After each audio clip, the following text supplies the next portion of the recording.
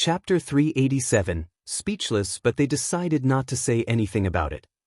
After all, they wanted to live a peaceful life, rather than get bothered by unnecessary trouble that ruined their mood. Eldest uncle was speechless. Whatever you like. Ms. Fong struck the table resolutely. Done. However, when the old house was demolished and a new plan was made, they needed to find a place to live temporarily. Well, they could have borrowed some empty place from the second and the third section of the family, but they would never let it happen. They did not want to be taken advantage of by their relatives. Apart from eldest uncle, no one from the first section of the family would be interested in sharing a place with the second and third section of the family. In the end, Ms. Fong went to speak with the land officer and the clan tribe, so the whole family decided to have a temporary place in the empty house next to the ancestral hall. They could carry all the stuff and luggage there. A temporary hut could be built as the kitchen. Hearing that the first section wanted to build a new house, the whole village was shocked. The first section of the family has really flourished. They are building a new house. Yeah, where did they get that money from? But they have more and more people moving in, and they need to have new places for those upcoming grandchildren. It is more than building 2 extra rooms. They are building a completely new one. And they even bought a lot of land around the house. How big will that house be? That is not your concern. They have got a very rich daughter-in-law. 26 sets of dowry must have had a lot of gold and silver, enough for the new house. They were talking, full of envy and yearning. The second and third section of the family never expected that the first section of the family would start to build a new house. They could not help but come to their door, trying to tell them that the old house was still practical to live in, and only 2 extra rooms were enough, and that there was no need to demolish all and build a new one. Obviously, Ms. Fong ignored their suggestion. When they learned that the first section of the family even bought 2 mu of land around the house in addition, they could not stand it anymore. Second uncle said, "Eldest brother and eldest sister-in-law, how big will your house be? Why did you buy the land around the house? Do you have this much money?" Ms.Mi felt so sour. "If you can make money, please let us know about it too. We need a new house as well." Ms. Fong smiled and ignored them. They were in no position to tell her family what they should do. Eldest uncle could not reach his hand into Xiao Xian's money, and he could not make any decision regarding house building. So when his brothers came and asked him about it, he had no choice but to say that it was because the old house was too small for them to live in, and that they were doing this for their grandchildren's sake. When the second and third section of the family asked about how they made money, he stopped himself from saying anything further. He did not dare to tell them that Xiao Xian was paying half of the amount and the other half was earned through selling valuable things.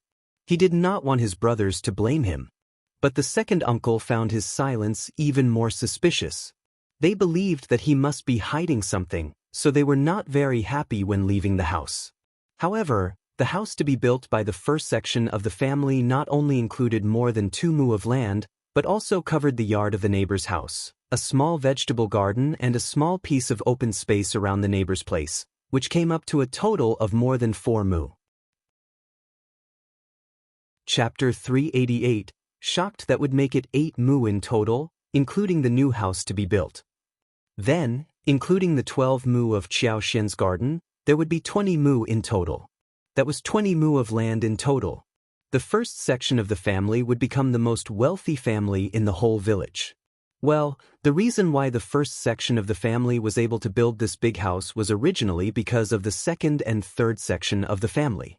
When the second and third section of the family divided the old house of the Shao family, they added some small houses to it. In this way, the first section of the family did not have any place to live. Hence, eldest uncle found an empty place at the boundary of the village, very remote and leaving a lot of empty space for what they could have now. The whole village was really shocked and they all got so excited. Honestly, when the neighbors were moving, they looked so happy. So, the first section of the family must have given them a high price. Otherwise, who would be willing to sell the old house to outsiders and find an empty place outside the village to build new houses? However, the family was tight-lipped. They did not spill out a thing. They did utter a figure when forced, but no one believed that. Ms.Mi and Ms.Ma felt so annoyed and hurt. They believed that the first section of the family was bullying them. Everyone was talking about the first section of the family building a new house, and wondered how much money it would cost for them to build. Some irritable people instigated them again and again, asking Ms.Mi and Ms.Mi, "Your houses are very small too. Why don't you think about building a new one too? Yeah, your eldest brother and eldest sister-in-law have been taking care of you all this time, and they should share some of what they have got, right? They are so rich and they should help you." Both their faces turned red. Ms. Fong was not going to help them with money, not at all. The most annoying person was Ms. Chiao, who kept taking Ms. Fang's side, because of which Ms. Fong started to ignore them. But with little hope in their hearts, the second and third section of the family all rushed to the first section of the family. "Eldest brother, Xilang is getting married in the new year and we don't have a new house for him. We need to build one room. What about sharing some of what you have left behind with us?" "Yeah, eldest brother, Xilang is your nephew, the child of the Xiao family. Getting married is a huge thing and you must help us." Ms. Nyo said this and glanced at Ms. Fong, who seemed to hear nothing and kept working on the sole of her shoes. Ms. Fong ignored them. They could say whatever they wanted. She was not interested in anything they had to suggest. Dalong did not know what to say, so he left. Xiao Senlang and Xiao Yinduan, Xiao Xian and Ms. Su were all there. They wanted to watch the show, and also did not want Ms. Fong to be bullied. Third uncle also joined in and tried to convince the eldest uncle. Third uncle thought that if his eldest brother helped the second section of the family, he would help the third section of the family as well. Yang Xiaoni was shocked. No wonder Yang Liang and Ms. Tian could not cause any trouble here. Her mother-in-law knew exactly how to deal with the situation. Sweat ran alongside eldest uncle's forehead as he staggered. "Ms. Fong, I don't think that building one more room would cost that much. What about, if it doesn't cost that much, they can build it themselves?" Ms. Fong sneered. Chapter 389. Shockingly thick-cheeked. "You are old enough to have so many grandchildren and you still forced your old brother to pay you for your new house? How shameless you are." Second uncle and third uncle felt their cheeks burning. The words spoken by Ms. Fong were true and heart-wrenching. The children of the first section of the family glanced at them, making them feel embarrassed. But that was nothing compared to their jealousy and resentment. So what? Their eldest brother had been taking care of them for so many years, and there was no point in leaving them behind when they were living a happy life. "Eldest sister-in-law, you are wrong. Eldest brother is capable now and he should take care of us brothers. We were born by the same parents, and we should all live a happy life together, right?" The children were all speechless. Sure, but they needed to create a happy life themselves. They were seeking advantage of them but still trying to make themselves sound as if they were being reasonable and righteous. Ms. Fong smiled. "What about you taking your eldest brother to your home, so he can work for you and all the money he earns can be yours? All you need to do is to find him a place to live and feed him 3 meals a day. How does that sound?" Second uncle and the others from the family were all stuck with words. Eldest uncle got so embarrassed as well. "What are you talking about? I am speaking the truth. Look, in this way you can take care of your brothers so they can live a good life too. How does that sound?" Second uncle and his people got furious. They did not want eldest uncle. They needed Xiao Xian's dowry. They stubbornly believed that the first section of the family was spending Xiao Xian's dowry rather than assume that the first section of the family was earning their own money. Before they could respond, Ms. Fong smiled at eldest uncle. "Look, your brothers dislike you. They don't want you to be there." "Eldest uncle," third uncle said, "elder sister-in-law, stop joking around. We will be laughed at if that happens for real." "You are afraid of being laughed at? How surprising." That was the end of the conversation. Xiao Senlang suddenly said, "What about us building a house together? We have so much land, right? When the house is built, we can all live together and get to know each other better." Ms.Ma's eyes sparkled as she nodded. "Yeah, that sounds great. Eldest brother, we are all a family. Yeah, we have a lot of space, right?" The children of the first section were all shocked. These people were so shameless. So, they wanted to wait until the house was done before moving in with them? The second and third section of the family got so glad that they all started to discuss when to move in. Eldest uncle was stuck with words. But Ms. Fong could not stand that anymore. She put down her sawls and pushed Ms.Mi out. Just get out of this place. What are you dreaming about? You move in when we build a new house? You are so shameless. Then she cursed at Xiao Lulang. You can stop going to school. Your head is full of shit. All you can do is to take advantage of people but can come up with nothing new yourself.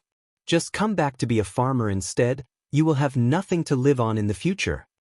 Ms.Mi got very annoyed as she screamed. My son is definitely going to become an officer soon, what are you talking about? Ms. Fong said coldly, oh, then you can wait until he becomes one, get out of here. Xiao Xian and Yang Xiaoni were keeping Ms. Fong company as they watched the opponents getting thrashed. They could not do anything about the elders directly, but if the elders gave Ms. Fong a push, they were definitely going to teach them a lesson. Chapter 390, Tore off a mess. Sue hesitated but then backed her up as well. When Ms. Fong drove them out, Ms.Mi said angrily, you angry bitch, so unbelievable. Ms. Fong smiled. If I am so unbelievable, you can stop talking with us and not come to my home. Third uncle. Eldest brother, why didn't you talk? Eldest uncle felt dizzy, his head was buzzing. He felt rather messed up. He was very sad about how such a family could become like this. He really wanted the whole family to live in harmony, but it never was in harmony. Ms. Fong argued with him fiercely, and the whole family disliked him. Now even his brothers disliked him. He had never been treated well. Xiao Lulang was very angry by what Ms. Fong said as well. Or that was because he had been shamed by Ms. Fong. He could lie to himself or others, people like Ms.Mi and third uncle who trusted him blindly. He could even be stuck inside his fantasy. Yet he knew pretty well what he was like at the college. During the examination, he couldn't answer any of those topics, and he just wished that he could have some luck to pass the examination. He waited 1 year after another, hoping that he could answer some of the topics on paper next year. But Ms. Fong tore off the fantasy ruthlessly and he felt seen through. You should not look down upon me. Fifth cousin is nothing more than a cultivated talent, and you never know what is going to happen in the future. Ms. Fong replied. All right then, you can make a fortune and be an officer if you want, don't worry about what we are doing in our family. Xiao Lulang. After driving them out, Ms. Fong said to her children, have you spoken with the workers? When do we start? Xiao Yunduan responded quickly. We will tear down the house the day after tomorrow. Good. Ms. Fong smiled. Just hurry up and remove what we need to remove. We are not living here anymore. She glanced at this familiar-looking yard and house, sighing emotionally. I have lived here for so long and I don't feel like leaving. Xiao Xin smiled. Mom, when we move into the new house, you will definitely love it. We are going to use the best materials and the house should be intact even in a dozen years. Ms. Fong smiled. That is great. They spent the next 2 days moving stuff to the ancestral hall, and it was very messy at home. They needed to hurry up with moving, since the demolitions started the day after tomorrow. They all went down to doing their own tasks. Ms. Fong glanced at eldest uncle. Don't blame me for pushing them. They are just so annoying. Must we feed them all? Lu Liang is so stupid as to suggest that idea. He has read nothing in all these years. Eldest uncle was speechless. He was generous towards his brothers, but he could not counter his wife about what he had just heard. But Xiliang is getting married, so what? Ms. Fong sneered. He has his own parents. We never turned to them for help when our sons got married. Eldest uncle. Soon, the process of tearing down the house and building the foundation of the new house of the first section of the family started. They did not lack any money, so they started to hire people and buy material quickly. All was going forward smoothly. That was a huge land and the whole family had already made an elaborate plan. There was a front yard, main house and backyard. The main house was a big place with 5 bays and 2 entrances. It was 2 stories high. The upper floor was going to be used to stack things and store grain and other harvested crops. Chapter 391. Work started. The east and west wing rooms were all built to be spacious, with a 3-bay pattern. Behind the 2 wing rooms, there were 2 small courtyards. Xiao Yunduan and Xiao Xian would live there. Xiao Yunduan needed to study, so he chose a quieter place.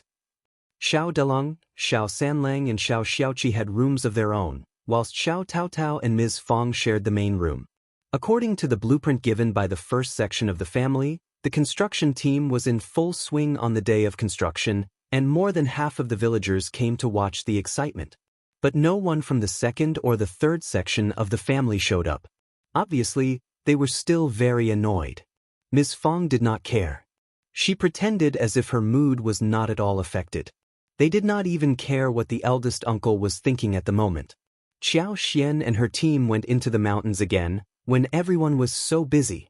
Xiao Xian was thinking about the golden sprouts and lavender tea leaves. She had many tea seeds at home last time, but they were not enough. Many seeds were not mature enough and they needed to revisit that place. They went into the mountains for 5 days in a row. On the first day, they picked tea seeds, and then they started to seek and pick the creeping figs as well as mushrooms. The courtyard they were going to live in henceforth was large enough to sun-dry those things. When seeds were taken from the creeping figs, they were sun-dried in the sun and were put in the large bamboo pan. In the meanwhile, they dug more than 20 to 25 kilograms of lilies and dates. There were still many persimmons and wild chestnuts in the mountains, but they had not yet reached the ripe season, and they had to wait for a while before they turned delicious. Xiao Xian and Xiao Yunduan worked for a few days and soon after, visited the Zhang village again. The project of opening the land at the Zhang village was almost done. The couple was very satisfied by the effect. This was for planting tea trees, not crops. As long as the large and small tree stumps were dug up, it would not matter if the weeds were not cleared. They needed to make a lot of effort in removing the weeds in the first 2 days. Then it will slowly fall in place. By the time the house was built, the opening of the land project would almost come to an end. At that time, they could start to build the side yards. Building a house was quick. It was much faster and more convenient to lay the foundation and start laying bricks than earth ramming. Building a house would take about 4 days. Ms. Fong saw with her own eyes that a tall, magnificent, and spacious main house was built. She felt extremely happy. The main room was larger, and when that was done, the other rooms would be constructed even faster. After all the rooms were done, they could build the entire large yard, then the small yards would be divided, along with the utility rooms. They would build sheds for raising chickens and ducks, lay floor tiles, repair drinking pools. In this way, they would be able to finish the work within 1 month or so. Then they would install doors and windows and have the requisite furniture made. They were definitely going to move in before the new year. The other sections of the family were so jealous and furious. After they were driven out the other day, they were secretly paying attention to how fast the new house was built.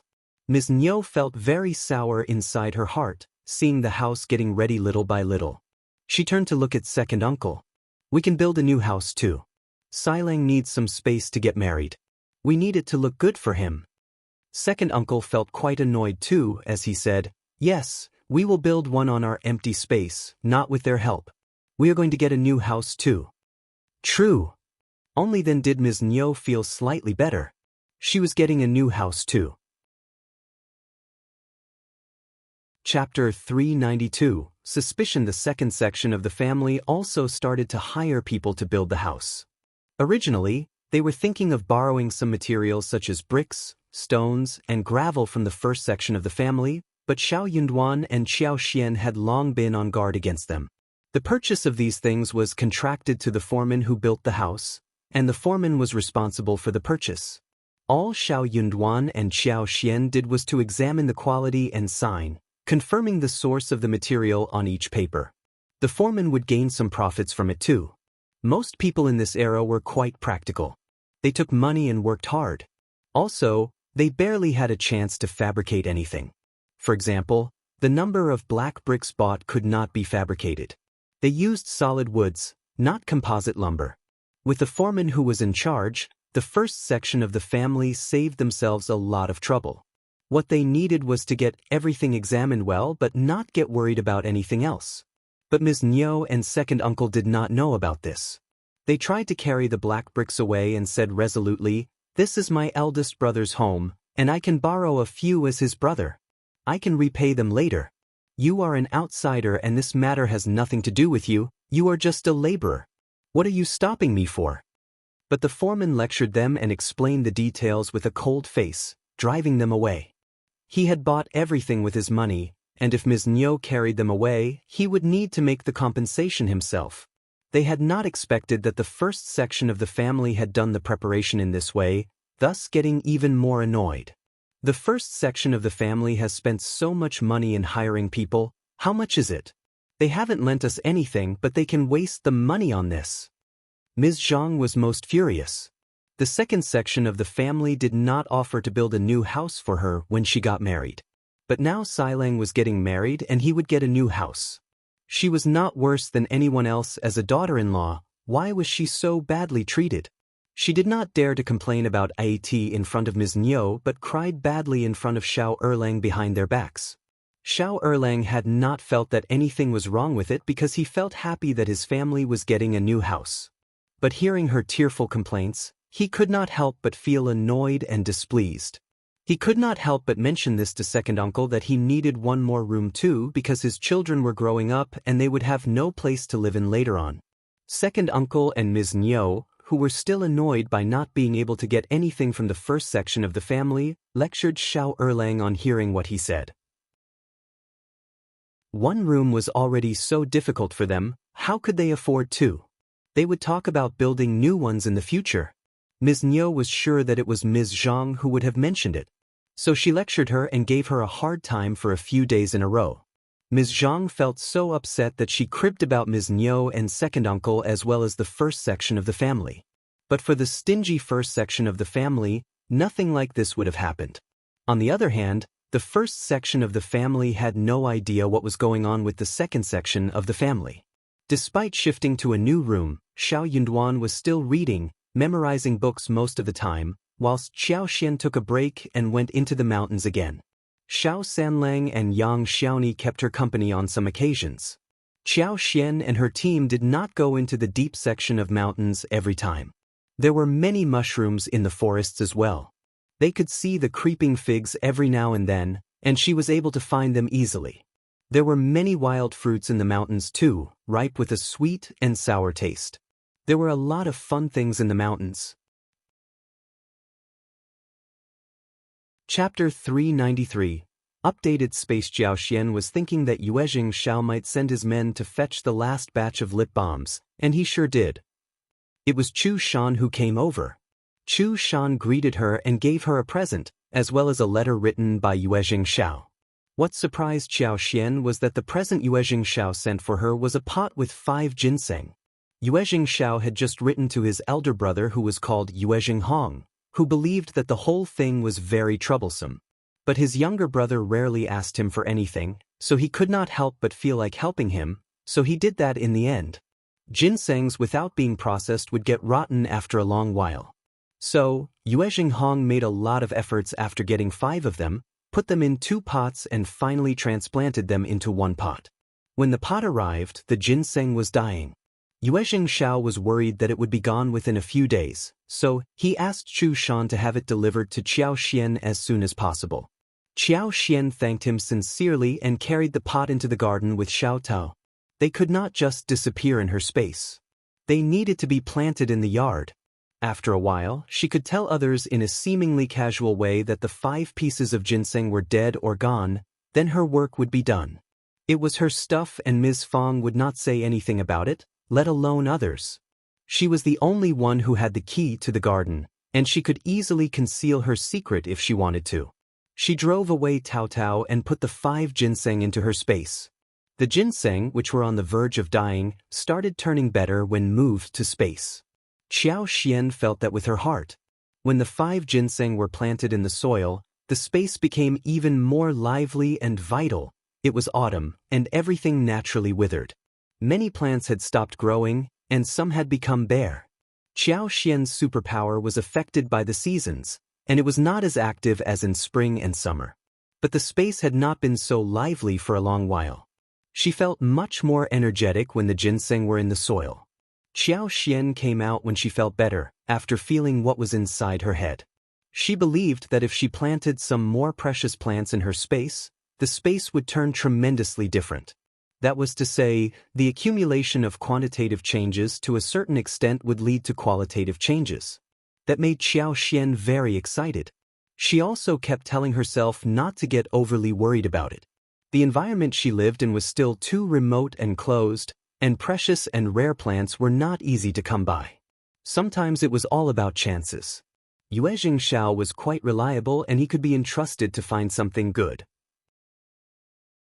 Also, they were building a new house and she was going to need some more plants. She was definitely going to ask Yuezheng Xiao to find those new, precious plants for her. She only needed the rare varieties, such as orchids like ghost orchids, crane tops, and lotus petals, peonies such as Yaowangwizi, plum blossoms such as green plums, dead branch plums, camellias such as 18 bachelors, hentiango, chidan, etc. She wanted to get them with the thought that if the space accepted other flowers and trees, as long as they were rare enough, the space would accept them all. She was thinking about how to get these rare plants. Chapter 394. Into province, these precious flowers and trees could only be obtained by famous and wealthy families. There were very few transactions of these kinds in the flower and tree market. After all, ordinary people could not afford these things. Only rich and powerful families could spend a lot of money to buy them and carefully cultivate them. Money was not the initial condition. It was just a method to get through. The atmosphere seemed a bit strange as she went home. Xiao Xian turned to look at Xiao Yunduan. Xiao Yunduan smiled. I was just about to fetch you. Brother Yuezheng has invited us to have a gathering of literature in the province after 3 days. Do you want to join us? Xiao Xian's eyes sparkled. Of course. She could hopefully find precious flowers, shrubs and trees there. She would be too stupid to refuse the invitation. Of course. Xiao Xian nodded as she smiled. Young Master Yuezheng mentioned that the gathering should be of great importance. You should not miss it. Xiao Yunduan nodded. That is exactly what I think. Ms. Fong and the others in the family nodded in agreement. Xiao Xian was going to keep him company. Chu Shan smiled. Then, please get your luggage ready tonight, so we can leave tomorrow morning. Xiao Yunduan nodded happily. This way, Chu Shan and the coachman spent their first night at the first section of the family. They slept on the floor of Xiao Zioqi's room. Ms. Fong asked Xiao Xiaoqi and Tao Tao to follow them to the province since there was nothing much going on in the family. Xiao Yunduan was hesitant about this. Living as a large family next to the ancestral hall was not as convenient as living at home. There was still farm work to do every day, and the house was being built. Somebody had to go see it a few times. If half of the family was gone, they were running out of helping hands in the family. What if the other sections of the family caused trouble at the time? He was worried that his mother would run into a problem when he and Xiao Xian were absent. Ms. Fong seemed to have seen through his concern, and she smiled. Don't worry, just do what you need to do. I am not bullied easily, and I have Sanlang and Ms. Yang with me here. Dalong was too honest to fight back, especially when Ms. Fong and eldest uncle were in an argument. But if Ms. Fong was bullied, he would definitely step forward. Ms. Su was not a good helper, but if she forced her to help her as a mother-in-law, she would not refuse to do so. Xiao Sanlang and Yang Xiaoni were with her and they always took her side. So, even if Xiao Yunduan and the others were away for a while, it would be fine. Xiao Yunduan agreed and nodded at the proposal. Early the next day, Xiao Xian, Xiao Yunduan, Qi and Tao Tao left with Chu Shan and the coachman. After breakfast, Ms. Su, Yang Xiaoni were doing housework, whilst Ms. Fong was taking care of her grandchildren as Xiao Dalong and his brother went to check around the new house before heading to the mountains for wood chopping. It was getting cold soon and they needed to store as much wood as possible, enough for the winter and the spring. Wood was not easily obtained when it rained too much in spring. Ms. Fong looked and saw Xiao Lulang in front of him. Oh, what are you doing here? Ms. Fong sounded calm but she looked very cold. This man had the audacity to suggest moving the whole family together after their new house was built. Ms. Fong looked down at him to an extreme degree. Chapter 395. Regretful. Xiao Lulang did not sense her displeasure though. He had always thought highly of himself, and he said with a smile, "Eldest aunt." He asked in a pretentiously casual way. "You had guests last night, right? They seem to be young Master Yu's servants, right? Have they left already?" Many people had seen Chu Shan coming to the village the day before, and Xiao Lulang saw that too. But he lost interest in the visit, since Chu Shan was here alone. So he did not come to them the day before. But he got quite curious as he came to them in the morning. Unfortunately, the wagon was gone, so was the man. Ms. Fong let out a cry of surprise. Xiao Lulang smiled. "I need to talk with my cousin." Ms. Fong stopped him. "Your cousin has left with Chu Shan." "What?" Xiao Lulang's face changed. "So Chu Shan was here to take him away as a guest to their place?" Ms. Fong looked at him with confusion, wondering what made him so excited at the moment. She nodded. "Yeah." Xiao Lulang suddenly felt regretful. "But I had a nice chat with young Master Yu last time as well. Why didn't my cousin ask me to join them? He should have come to them the night before and asked about the visit. He had just missed the great opportunity." Ms. Fong was speechless. Young Master Yuezheng and young Master Xie were getting on well with her son, not with Lulang. She said, "But Chu Shan didn't say that young Master Yu invited you." Xiao Lulang got stuck with words and turned pale. "But we are cousins and we are together, right?"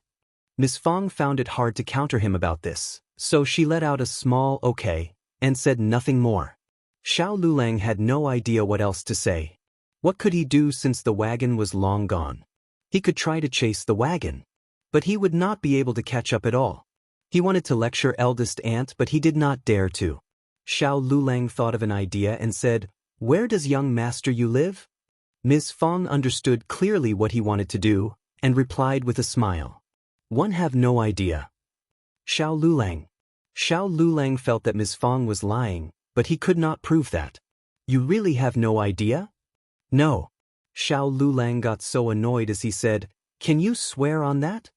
Ms. Fong threw a look at him. "What is wrong with you? I would be mental to swear on this. Just leave me alone. Honestly, you can't do any labor work and just read and write. So, you should just stay in the room and read on your own. What will you do if you don't pass any examinations?" That was so heartbreaking for him to hear.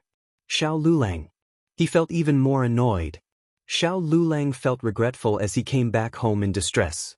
Ms.Mi asked him about it in concern. Xiao Lulang did not want to mention it, but he could not help and complained to Ms.Mi. Ms.Mi did not feel any sympathy but snapped angrily. "They are just showing off. They have rich friends, but so do you. Just ignore them. If you feel bored, go and visit young Master Zhao again." Xiao Lulang was startled. In fact, he understood clearly that his relationship with Zhao Guanghua was totally different from Xiao Yunduan's relationship with those two young masters. But he did not want to admit that. Chapter 396. Favored by beauty. That was why he tried hard to suck up to the two young masters. He somehow believed that if the two young masters befriended him, he would have a lot of wonderful things coming to him in the future. Zhao Guanghua was different from them, but he could not just say that out loud. His mother would not understand.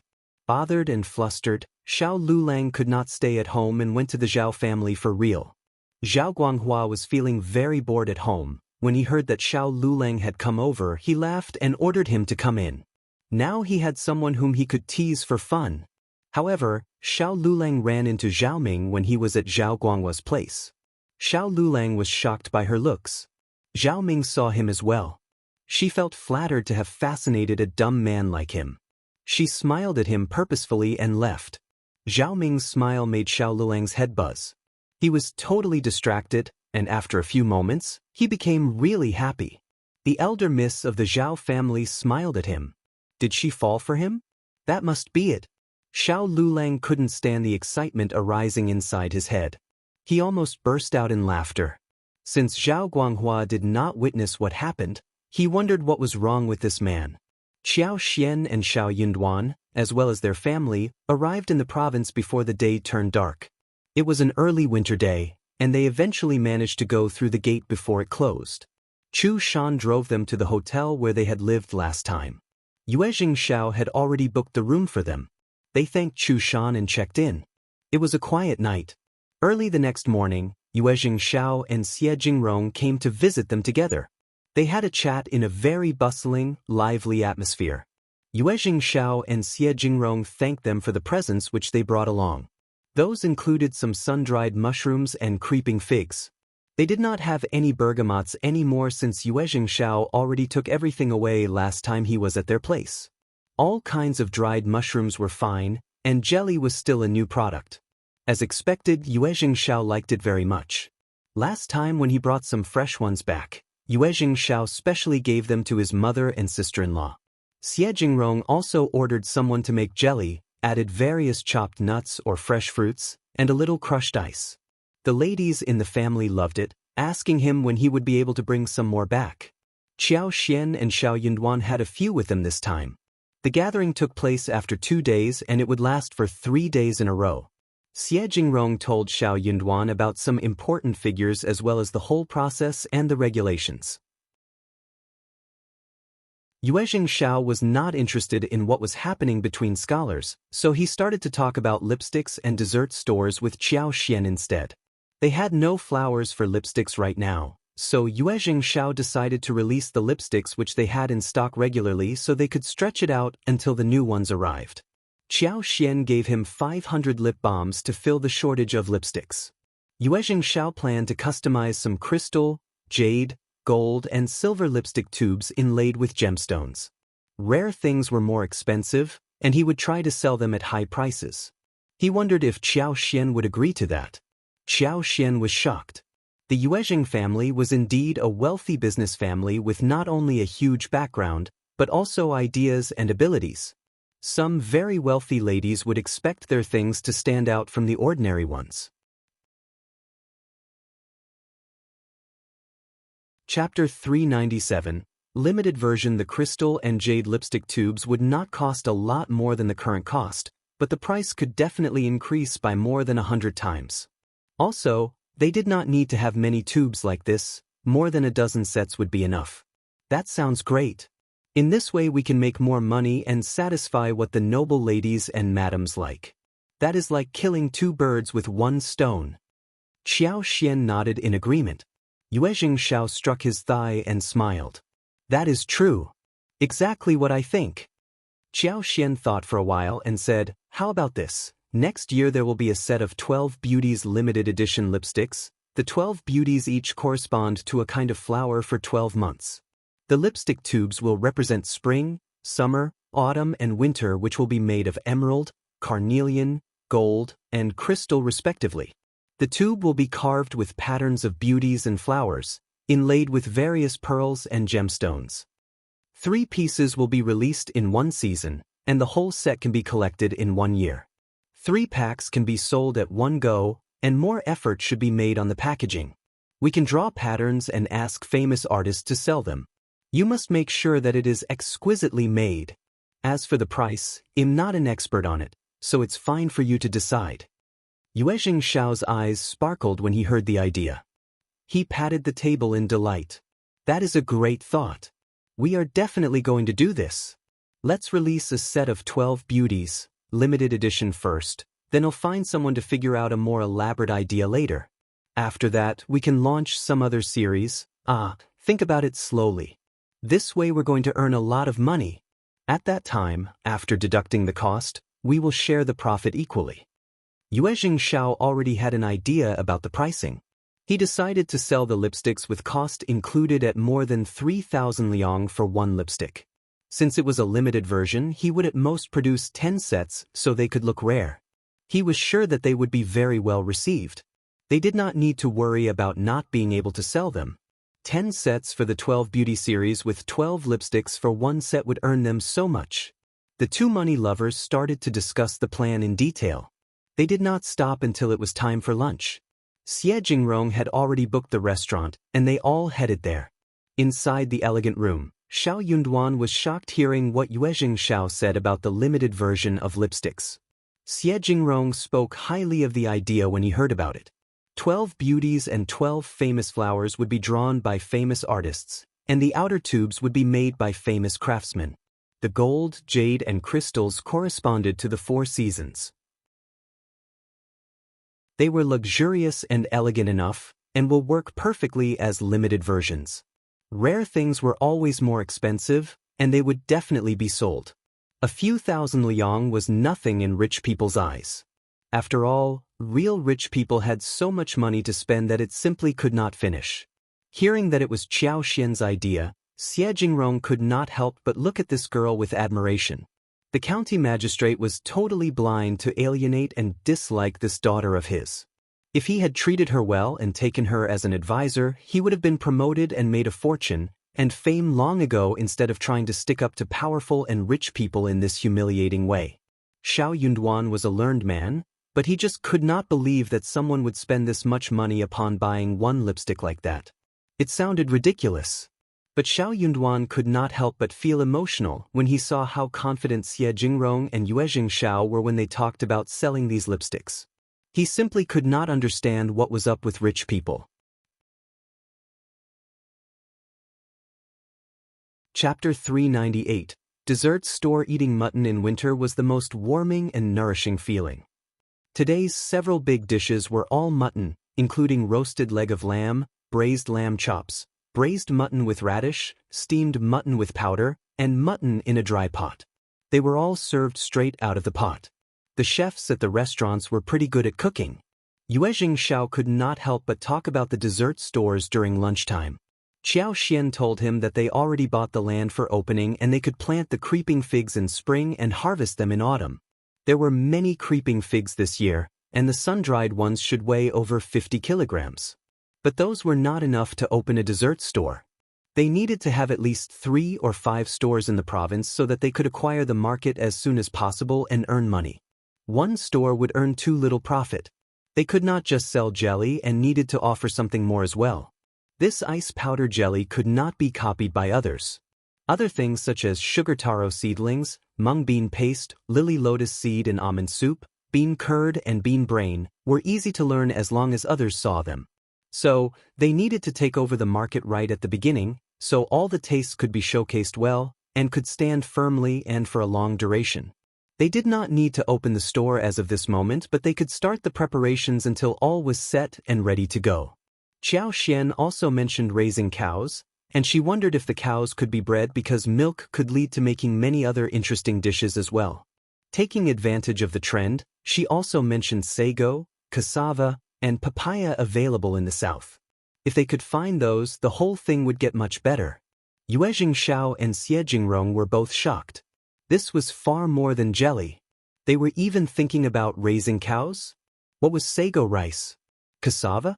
They never heard about these things. They had heard of papaya, but never saw it before. Yuezheng Xiao gave Qiao Xian an admiring look as he sighed. You have such vast knowledge. Everything sounds so good. Draw me some pictures so I can try this with my elder brother. As long as we have them on this land, we will definitely find them. His elder brother had befriended many wandering people as a businessman. Although they were not very close friends, they could offer some help to find the stuff they needed. Qiao Xian smiled. Yes, I also read some sayings in a book about foreign countries. The sago and cassava should come from the west, and most of them have to go to the south to find them. Yuezheng Xiao nodded. I will speak with my brother. He smiled as he looked at Xie Jingrong. We do have cows. Their family happened to have a small ranch, and they raised some cows there. Qiao Xian and Xiao Yunduan turned to Xie Jingrong. Xie Jingrong smiled. My grandfather and grandmother like milk, so the family specially raised a few cows, which were easy to handle. Soon, I will take over this pasture and expand it to raise a few more cows. 20 or 30 should be enough. Qiao Xian didn't know if that was enough, but how many cows could be raised on a ranch needed to be calculated by experience or in a scientific way, not as per their wish. Qiao Xian smiled and nodded. 20 and 30 should be enough. Let's see how the store business goes. Yuezheng Xiao smiled happily. The business should be good. They talked for a few minutes before leaving. It was quite late in the day. Chapter 399. Yuezheng Ting again. It was slightly cold in the province, and both Qiao Xian and Xiao Yunduan did not have many clothes with them. So, they went to buy a few more warm clothes on the way, which Qi and Tao Tao could bring back to the hotel, whilst they went to a few bookstores and returned a little later. They had a quick dinner at the hotel and stayed there until the next day. Xiao Yunduan was getting ready to attend the gathering these days, and was reading a few poetry collections as part of the preparations. He was definitely going to be asked to make some poems at the gathering, though that was not the theme of the gathering this year. Qiao Xian, Qi and Tao Tao chose to go out and have a tour around. Qiao Xian was still thinking about precious plants, but she had not told Yuezheng Xiao about this idea yet. She decided to try her own luck first. She also wanted to buy a few things for home as well. Xiao Yunduan could not keep her company, so he stressed to Xiao Xiaoqi that he should take good care of his sister-in-law and sister. After the gathering, I will go out with you to far-off places. When you are by yourself, you should only visit bustling localities, not those isolated areas, all right? We don't speak the same dialect as people here, and we are outsiders who might be bullied. Especially those outsiders who did not have any servants with them. Xiao Xiaoqi and Tao Tao turned serious and nodded in agreement. Qiao Xian's heart also skipped a beat. They were not living in the modern society with high legal security, and they should definitely be careful out there. The three of them rented the wagon recommended by the manager of the hotel and instructed the coachman to take them to many popular places. They even paid extra for the security. They visited some street stands and bought a few things. The three of them happened to be around Yanqi restaurant around lunchtime, which was a very famous restaurant for its southern dishes, especially Suzhou cuisine. They had wanted to have a taste at this place last time, but they failed to eat there due to the tight schedule.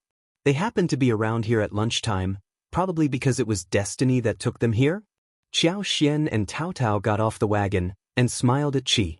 You can go and fetch your brother while we will go in and place the order.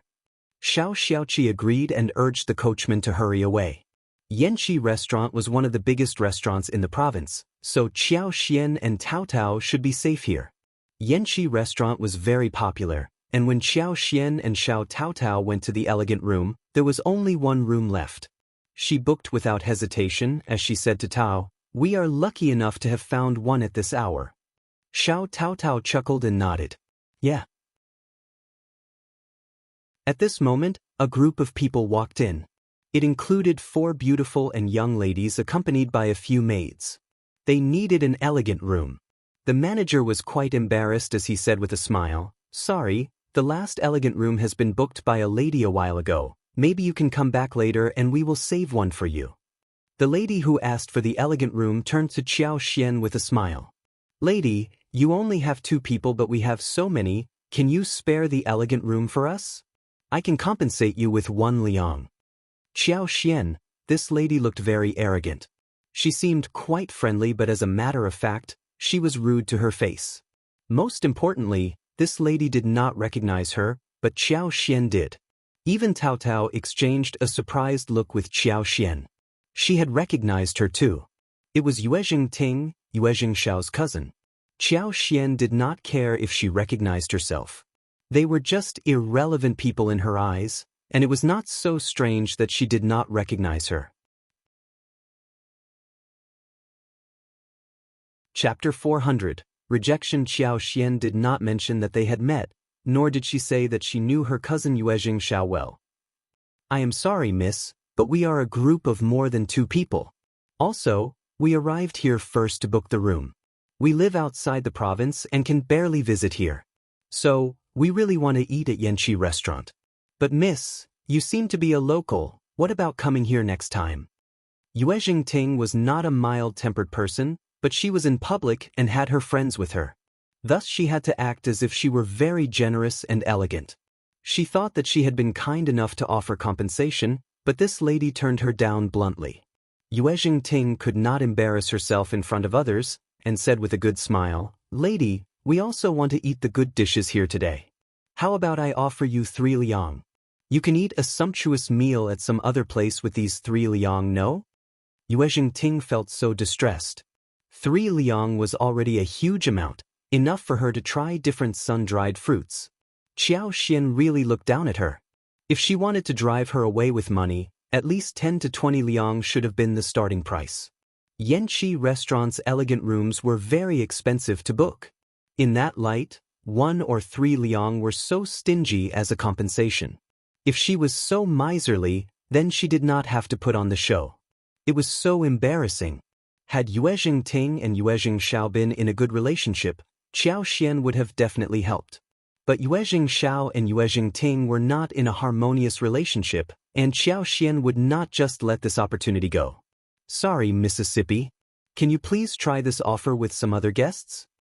Yuezheng Ting got so furious, which is why her maid Jiang went forward and said, "Hey, don't be so greedy. Our miss already offers you a generous offer, what more do you want?"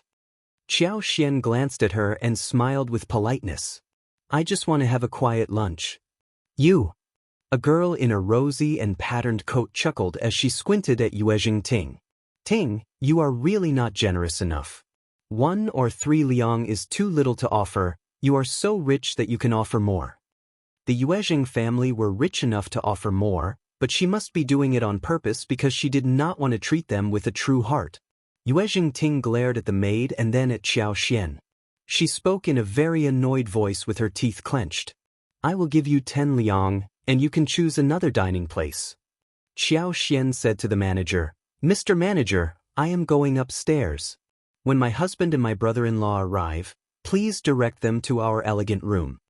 Having said that, Qiao Xian left with Xiao Tao. Yuezheng Ting's face flushed. She was both embarrassed and angry. Another lady wearing a lavender dress frowned as she said lightly, "I just thought of something. I am off, let's set another day for lunch." Before Yuezheng Ting could say anything, the girl left and the other girls followed up soon after.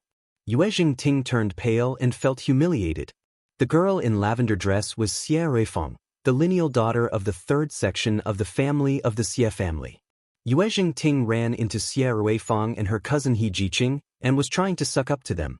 They were just talking about the dishes of Yanqi restaurant, so she vividly offered to take them to this restaurant for the exaggeratedly praised dishes.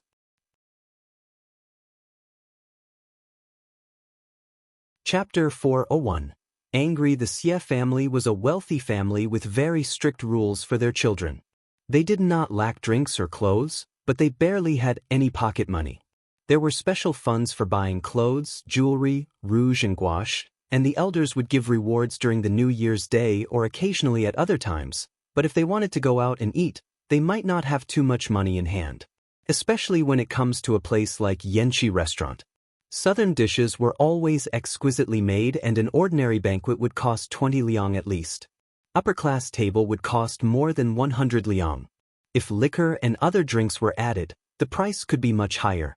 Xie Ruifeng and He Jiqing had not been here before, so they were quite attracted to take up the offer. Yuezheng Ting became happy about that. Although it might cost her some money, if she could befriend the lineal daughter of the Xie family, it would be worth the while. Therefore, even if she ran into Wen Qingyuan from the Wen family, the girl in the rose dress, whom she did not like much, Yuezheng Ting did not turn her down. All Xie Ruifeng needed to remember was who paid for the meal. However, there were no available elegant rooms left at Yanqi restaurant, which was beyond her expectation. What irritated her was that the last elegant room was taken from her just one step ahead of time, and this woman who took the room did not want to accept compensation for giving up the room. How dare she? She had been filled with hope before she came here, but now everyone was disappointed. She could imagine what Xie Ruifeng would think of her. She would have a terrible impression about her. Wen Qingyan, that bitch, also left with Xie Ruifeng, and she was surely going to badmouth her behind her back. He Jiqing chuckled and said to Yuezheng Ting in a gentle voice, "I seem to have seen 2 women eating with your 3rd cousin the other day. There were 2 other men with them that day, probably her husband and brother-in-law? It seems that they should be in a good relationship with your family. How could they fail to recognize you as the 2nd miss of the Yuezheng family?" He Jiqing smiled and said gently, "Or maybe I saw it wrong. If you check with her about it, don't tell her that it came from me. She smiled and then turned around, leaving. Yuezheng Ting's face changed, while she stood there with eyes wide open. She suddenly thought of something as she said to Jiang with clenched teeth, "You remember the third cousin and young Master Xie eating at the restaurant? There was a family with 4 people, right? Is it them?" Jiang was startled and then showed an enlightened look. "You are right, miss, it was them. I remember it now." "Good." Yuezheng Ting got even more furious and sneered. "They must have recognized me and were playing with me.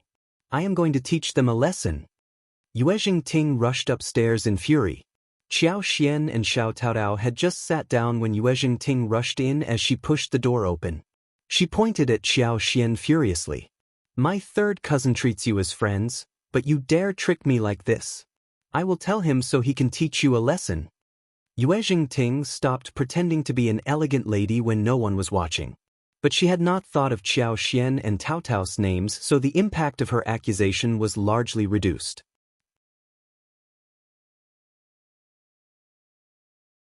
Chapter 402. Payment. Xiao Xian raised her eyebrows. "Sorry, Lady Yuezheng, but I booked the elegant room first, and I don't want to give it away to you. What is the problem?" She gave Yanxi Restaurant a thumb up for not sucking up to the rich. No wonder the restaurant was so popular. Yuezheng Ting sneered. Good, then tell me your name so I will tell my third cousin about it. From today onwards, you will never have the chance to speak with him or get anything beneficial from our family." The Yuezheng family were very famous in the province, and Yuezheng Ting assumed that Xiao Xian was trying to suck up to the Yuezheng family. A small portion of money from them would feed this poor family well for the rest of their lives. Startled, Tao Tao was so confused, not knowing how to react. What was wrong with this lady from the Yuezheng family? How could she be so strange? Young Master Yuezheng was in a business relationship with her brother and sister-in-law, and young Master Yuezheng kept telling them that he was so lucky to meet them. Since when did her brother and sister-in-law try to suck up to the Yuezheng family? Where did Lady Yuezheng hear about this rumor? Tao Tao did not like to be misjudged. She could not help but speak up. "Sorry, Lady Yuezheng, but you have misunderstood us. We have never taken anything good from your family, and my brother and sister-in-law's relationship with young Master Yuezheng is totally fair and straight." "How dare you say fair and straight?" Yuezheng Ting sneered. "You want to tell me your names?" Xiao Xian pinched Tao Tao's wrist and looked at Yuezheng Ting. "I don't think that is necessary. How about asking your third cousin yourself, if you want to know our names?" Yuezheng Ting got so annoyed that she said, Okay, you are very bold. Let's wait and see what you have to pay for your rudeness." Yuezheng Ting glared at Xiao Xian and left in a fury. Tao Tao got a little anxious, asking, "Fifth sister-in-law, is this okay? Lady Yuezheng is young Master Yuezheng's cousin, after all." Xiao Xian was amused. "Don't worry, think about our own cousins. If they irritate our friends and get driven away by our friends, will you be mad at our friends?" "Of course not." Xiao Taotao burst out and felt a little embarrassed. Xiao Xian smiled. "Not so worried anymore?" Xiao Tao nodded and said involuntarily, "Why are cousins always so annoying?" Xiao Xian laughed. "That's a good question." Soon the waiters came in and the two of them started to order.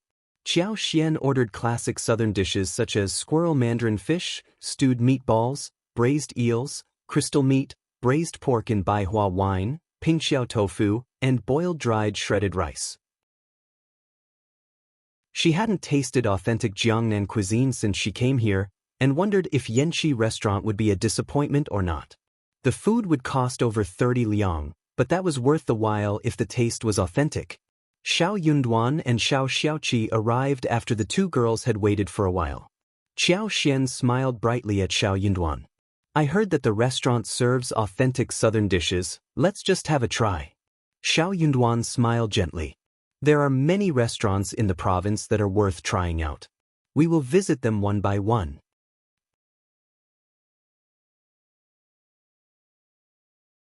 Chapter 403. Yuezheng Ting's Tears. "Okay, sounds good." Xiao Xian smiled.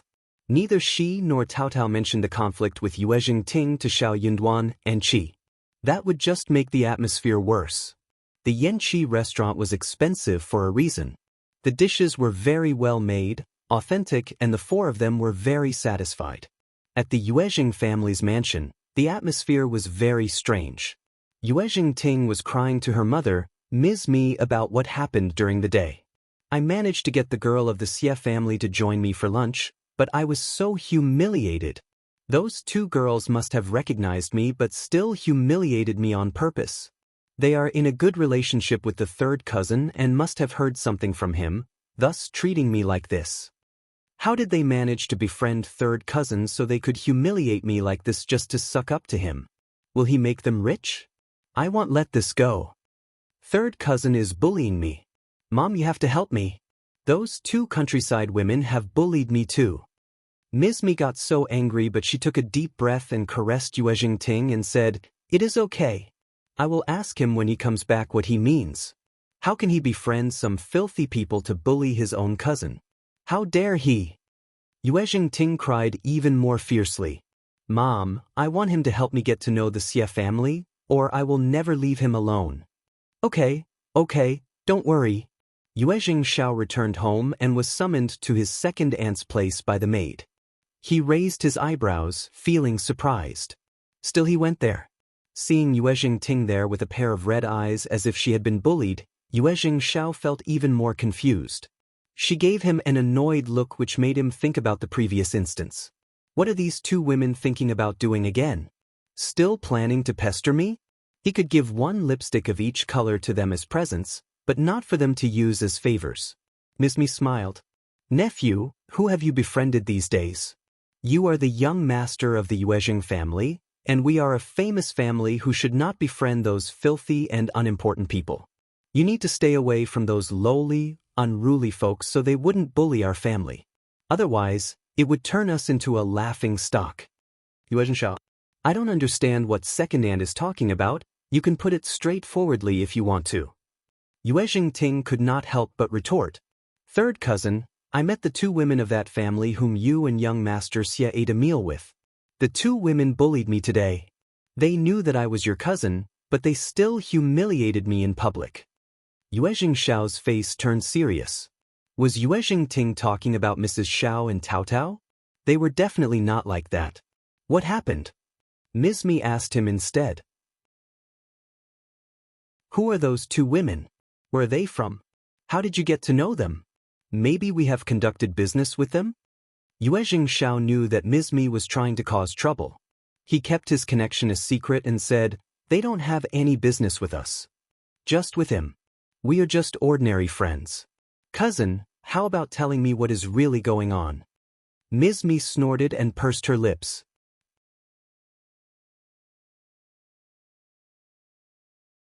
Chapter 404. For real. Yuezheng Ting said, "I, along with fourth miss and her cousin from the Xie family, went to Yanqi restaurant for lunch. There was only one elegant room left. I asked the two ladies politely, but they not only countered me but also stole the elegant room from us. I was humiliated in front of the two cousins at the Xie family. How could they do something like that? They are sucking up to you and taking things from us but humiliating me in front of everyone." Ms.Mi added, "They humiliated the Xie family as well and offended them for no reason. Nephew, I suggest you stop hanging out with them lest you get stuck with them and offend other people. Countryside people are so rude." Yuezheng Xiao said, "Yanqi restaurant? As far as I know, Yanqi restaurant is a restaurant that sticks to rules. They offer rooms to those who arrive first, with no exception. They must have booked the elegant room in front of you, right?" Yuezheng Ting, "This is a simple matter. I can ask Yanqi restaurant about it. I know that the manager and the waiters should know about what happened." Yuezheng Ting could not lie any more and said angrily, "They were just a step earlier than us and were talking with the manager. They had not even booked the room. Half a step earlier is still earlier than you, otherwise the manager of the Yanqi restaurant would not have given the room to them. They did not bully you." "Yuezheng Xiao, are you a part of our family?" Ms.Mi got furious. "1 or 2 steps earlier is nothing. They embarrassed us. They are your friends and are making money through us, but they dared to humiliate the missus from the Yuezheng familia. Honestly, what made them so bold? We just need to talk. Yuezheng Xiao sounded cold. Also, you are wrong, second aunt. They are not making money through us, and we never force people to do anything. Ms.Mi got furious. So it was Ting's fault? Looks like it. Good. You must be feeling very proud to have bullied us from the second section of the family for not having a very successful businessman, right? Yuezheng Xiao was surprised. Second aunt, I don't agree with what you said. We are simply discussing this matter. You are a bully if you try to push other people. Also, I think that second, fourth, and fifth cousin are all excellent men. Why are they considered unsuccessful? Fifth cousin reads well and my father used to speak highly of them, so did my second uncle. Just get out of here. Ms.Mi's face changed as she shouted at him hysterically. Yuezheng Xiao got up and greeted her politely. Goodbye, second aunt. He had just walked out of the room when Yuezheng Xiao heard Ms.Mi's furious shouting and scolding as well as the sound of china smashing. He snorted and left leisurely. This second aunt of his really loved to make a scene. She was greedy, stupid, narrow-minded, and suspicious. She was domineering towards her subordinates, flattering her superiors. Now she had nothing else to do except curry favor with Madame Yuezheng. She could not give birth to a son, but refused to treat the second, fourth, and fifth cousin well. She kept changing the way of tormenting them. His own mother had the vision of protecting the three cousins so that even now they also had a very good relationship with the two cousins. The second cousin accompanied them in business dealings and they helped each other often.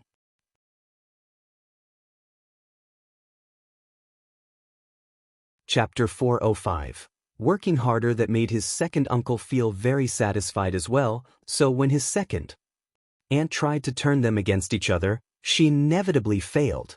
That was why he quit the family business. When he quit the family business, second uncle felt even more satisfied and the family would get more stable and his mother felt more assured taking care of his father in town. His fifth cousin was very smart. He had been reading a lot since he was young, so the family decided to train him to work for the government. But for some reason, the second aunt was worried that when the fifth cousin became an officer, his mother, Concubine Min's position would be raised. So, she got Concubine Min killed first. Though there was no direct evidence, people were well aware of the fact. Fifth cousin was not too young at the time and he remembered it. For that, he would probably get second aunt killed when he reached a high position in the government. How dare she scold him like this right now? She was so stupid.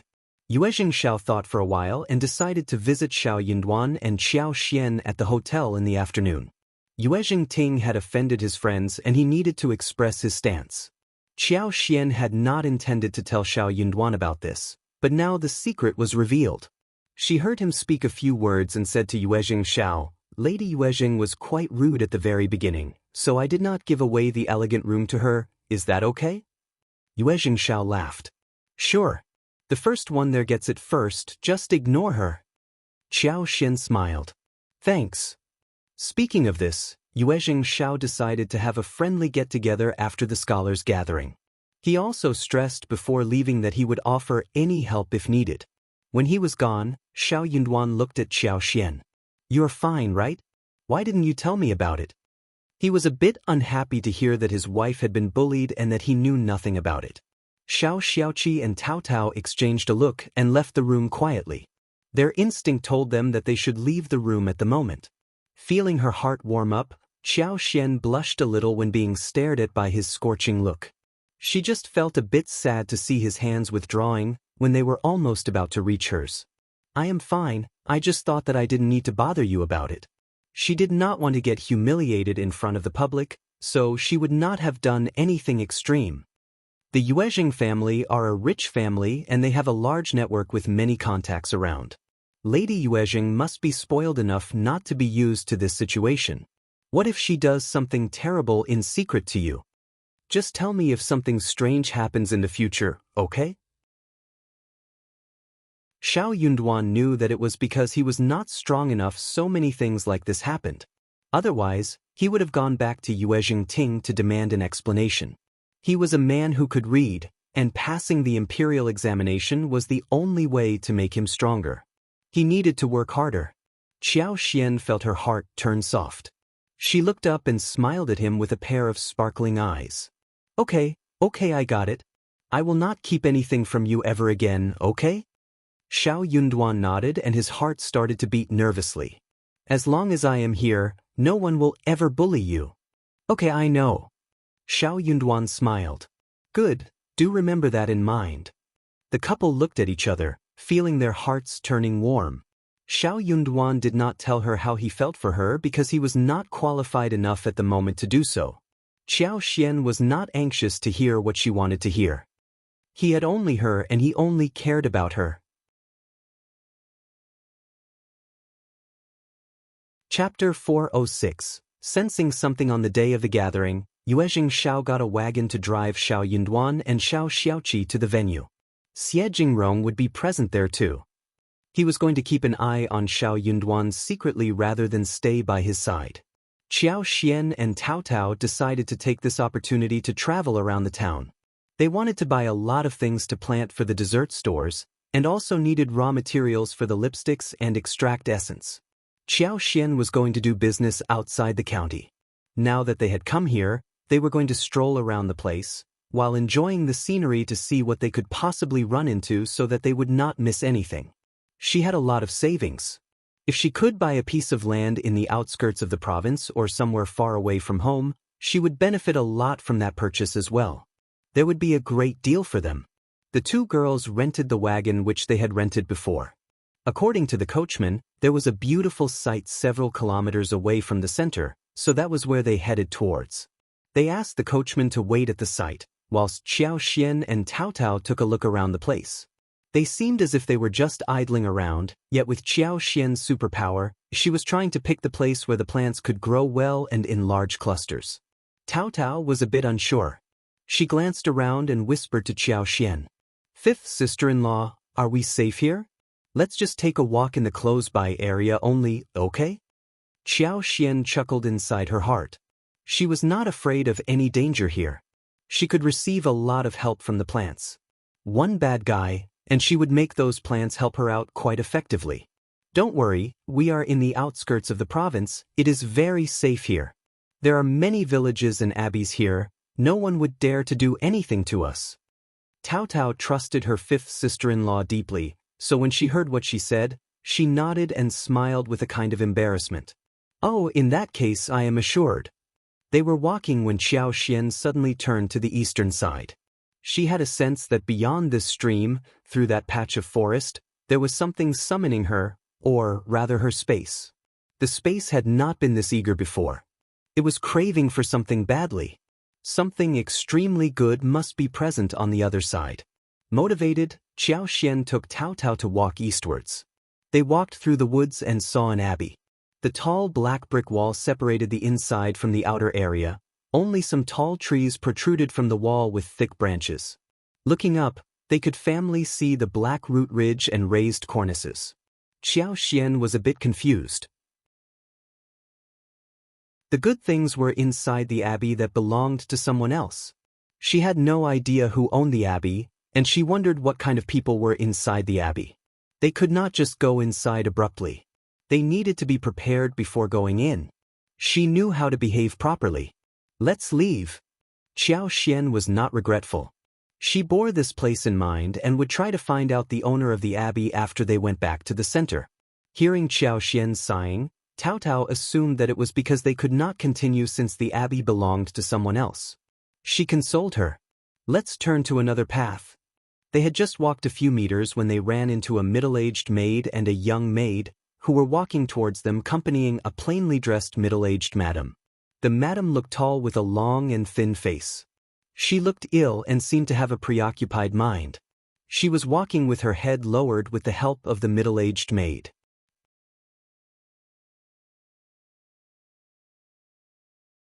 Chapter 407.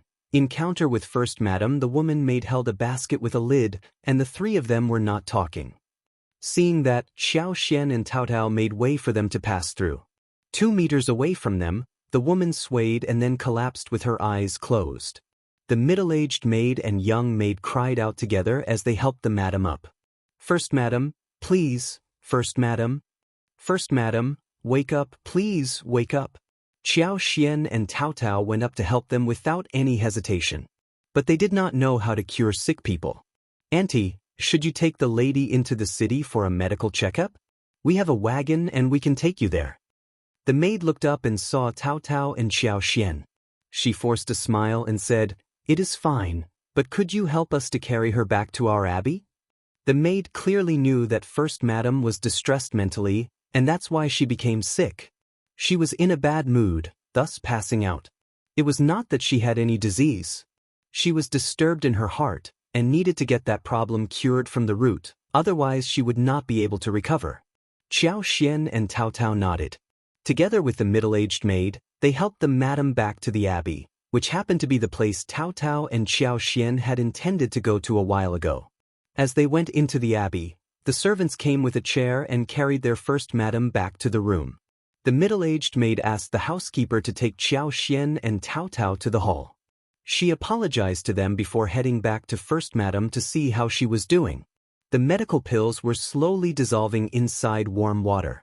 Auntie Hua ordered the other maids to get First Madam to lean against the chair as she fed the medicine into her mouth. Gradually, First Madam opened her eyes. The abbey wasn't very big, yet it was quiet and neat. Looking out from the window of the flower hall, they could see the corridor pavilion, rockery and lake stones among the flowers and trees. The trees were lush and green, and everything was very neat. The maids served them tea and pastry, and stood quietly by the doorstep. Tao Tao was feeling uneasy. She had not expected that they would run into such a beautiful abbey. She looked at her sister-in-law who looked very serene, so she tried to calm herself down too. But what she did not know was that Qiao Xian was not feeling calm at all. Her space was getting agitated and she knew where the good thing should be, yet she just could not touch it directly. Such a feeling sucked. Qiao Xian and Tao Tao would have left by now but for her curiosity towards that unknown thing. She did not need to stay to seek favor or attempt to establish a friendship with this family, since all they did was to help carry the woman home. But that unknown piece of treasure was tormenting her mind so much that she really wanted to see what it was. Auntie Hua came before Qiao Xian and Tao Tao waited for too long. "Thank you for your help today. Our first madam would like to meet you to express her gratitude, but she is too sick to come over. She has asked me to thank you." Auntie Hua bowed to Qiao Xian and Tao Tao as she offered a palm-sized brocade box in orange color. She said with a smile, "It is already lunchtime, why not stay for lunch here at the abbey?"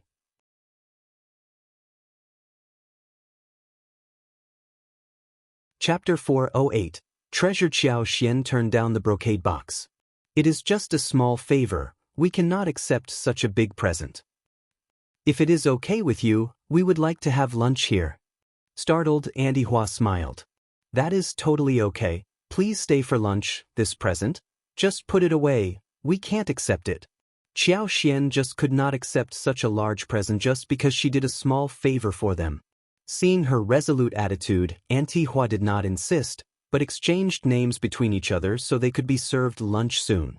Qiao Xian could not give up the chance of taking a walk around and begged the maid, "Auntie Hua, can we take a walk around this garden? It looks so beautiful."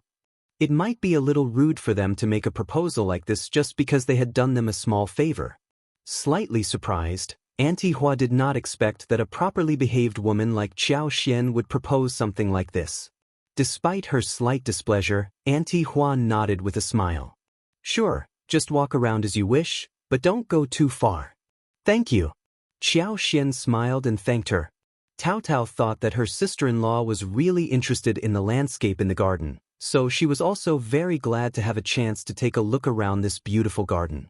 The two girls walked into the garden. Qiao Xian had a predetermined goal in her mind. She simply followed the direction the space was summoning her to. Soon, they came to the deep side of the garden. Then she was shocked. She was totally taken aback, facing the patch of woods in front of her. Tao Tao could not help but breathe. "It smells so good. What are these trees? They are giving off such a nice scent." "Qiao Xian, Of course, there was a great smell. The forest was not large, but there was so much sandalwood, which was emitting the fragrance. The trees were very well trimmed, despite the size. Some large trees would be as old as 40 years. Xiao Xian did not recognize the trees, but she could sense that there was a smell of sandalwood. But she could also sense that the forest was filled with precious trees. That was because her space had turned desperate for them. If she was more knowledgeable, she would be even more shocked, because the trees included sandalwood, yellow rosewood, lobular Venus red sandalwood, golden phoebe, camphor tree, purple camphor tree, cold scented tree, and more. The owner of the abbey apparently loved those precious woods, so they had this patch filled with trees many years ago. These were huge trees. Xiao Xian could not help but walk into the trees when she saw a very tall, sky-piercing tree. But she could not just take them. She wanted to get a few twigs, but she failed to reach them. She needed to walk up to the tree to get them. Xiao Xian struggled for a while, but didn't ask Tryout to climb the tree together. It would be embarrassing if people in the abbey saw it, especially after they were received so warmly. If she did this, it would be too disrespectful and unsuitable. Xiao Xian thought and decided to ask Annie Hua to get 2 twigs for them. Small ones would do too. As long as these twigs went into space, with the blessing of magical power, the space would be full of vitality. The small branches could take root and grow vigorously.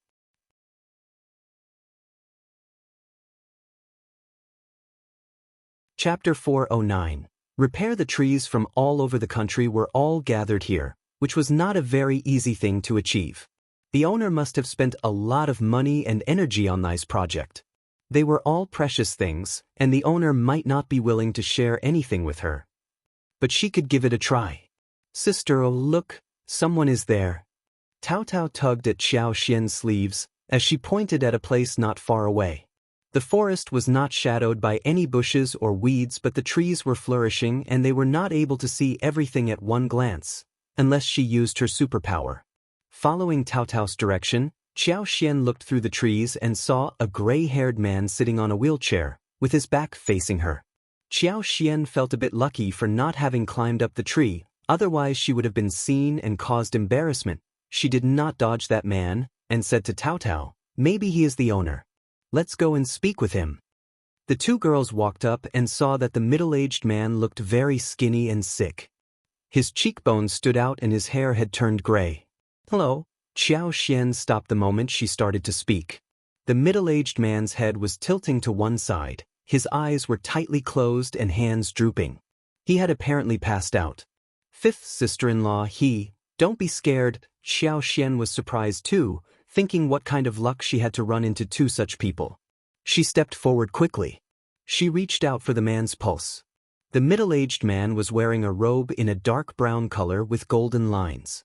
The wheelchair was made of rosewood, which she realized only when they got closer.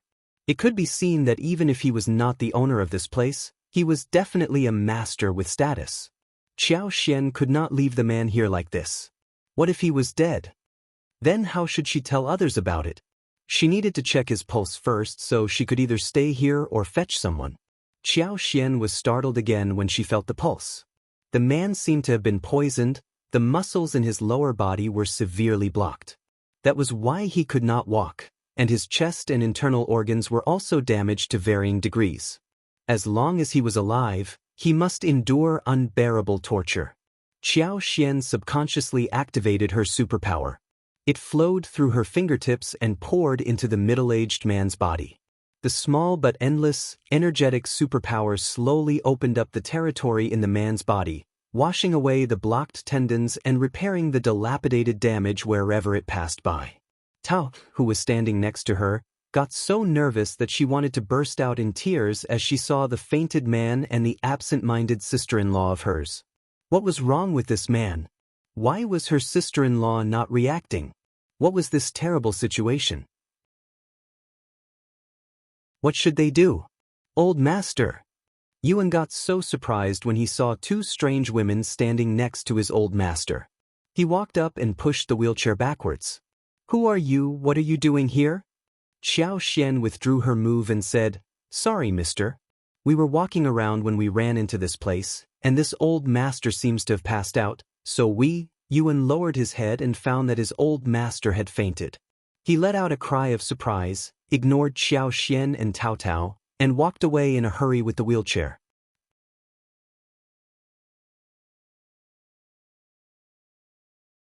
Chapter 4:10. For the time being, Yuezheng had just gone to the bathroom and something happened to the old master.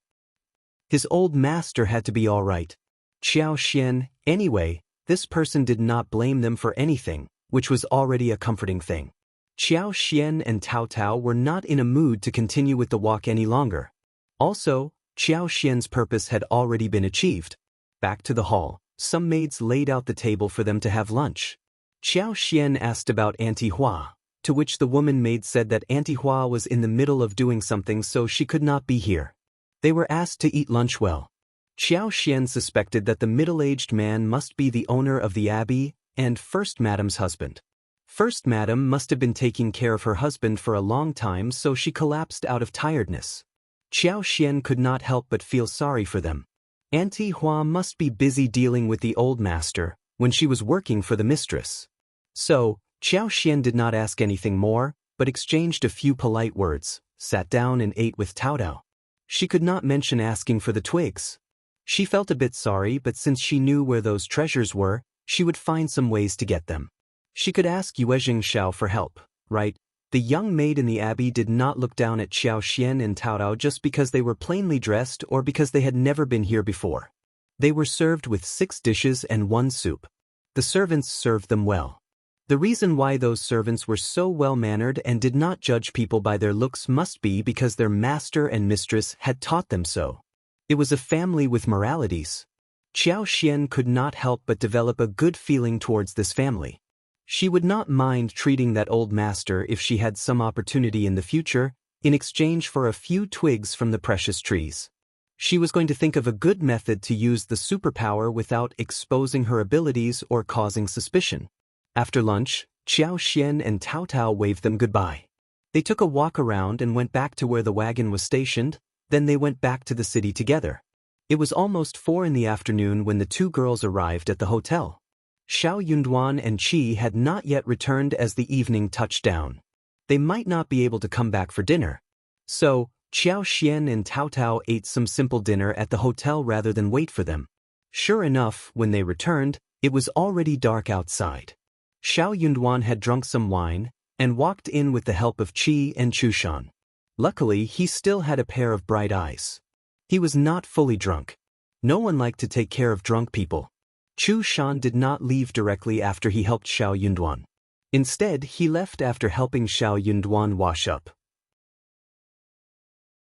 Xiao Xian thanked Chushan and gave him a red packet containing 1 liang, and asked Qi to walk him out. Then, she asked Qi about the gathering. Speaking of it, Xiao Xiaoqi could not help but tell Xiao Xian and Tao Tao the story vividly. It was a very bustling event. They made poetry and discussed articles. Everything looked lively. He could not understand it all, but he could still tell that there was competition in the happy place. Xiao Xian and Tao Tao showed concern about Xiao Yunduan, to which Xiao Xiaoqi said proudly, "Fifth brother is excellent." Everything spoke highly of his articles. Some people looked down at him initially, but when he made the articles, they were all convinced, especially when young Master Xie praised him as well. After that, everyone started to look at Fifth brother in a different way.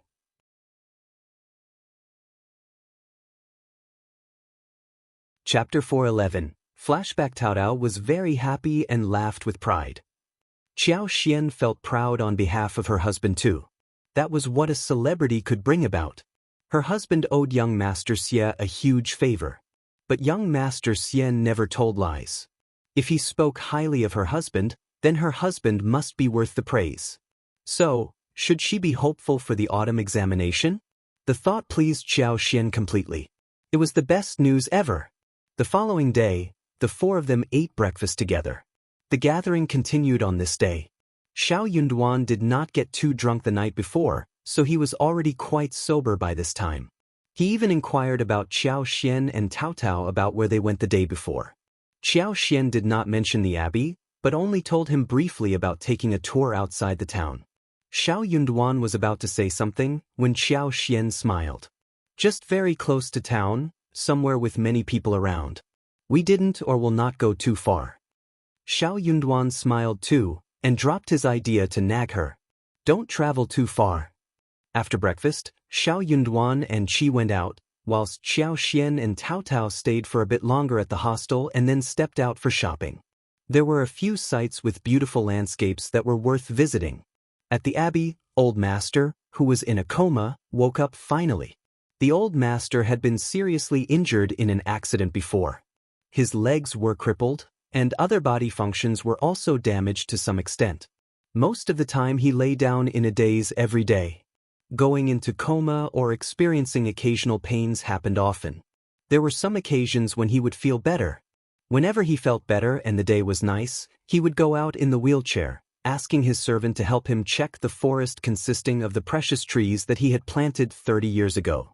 When the Old Master woke up and saw his wife sitting by the bedside crying, he responded with a smile. "You are still not used to this, are you?" Madam forced a smile. "Of course not. You have to get well, don't frighten me." She was not afraid of taking care of him, nor was she worried about keeping him company in this tedious abbey.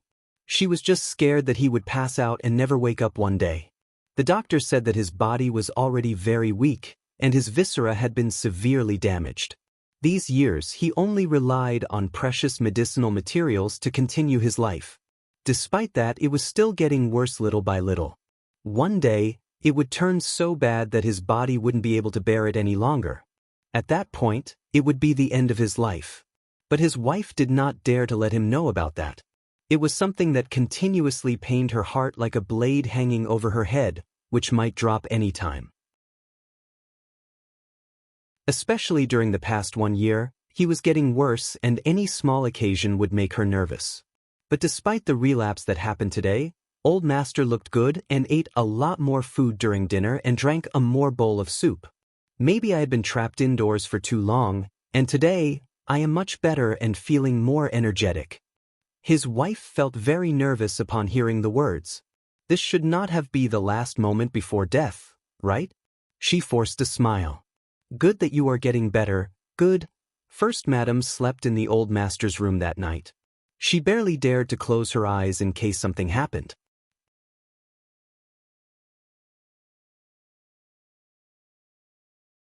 Chapter 412. Curious. Luckily, Old Master woke up in time the next day, and he seemed to have turned better than the day before. The doctor came to check on the Old Master today and was shocked. "Old Master, Madam, did you consult another doctor?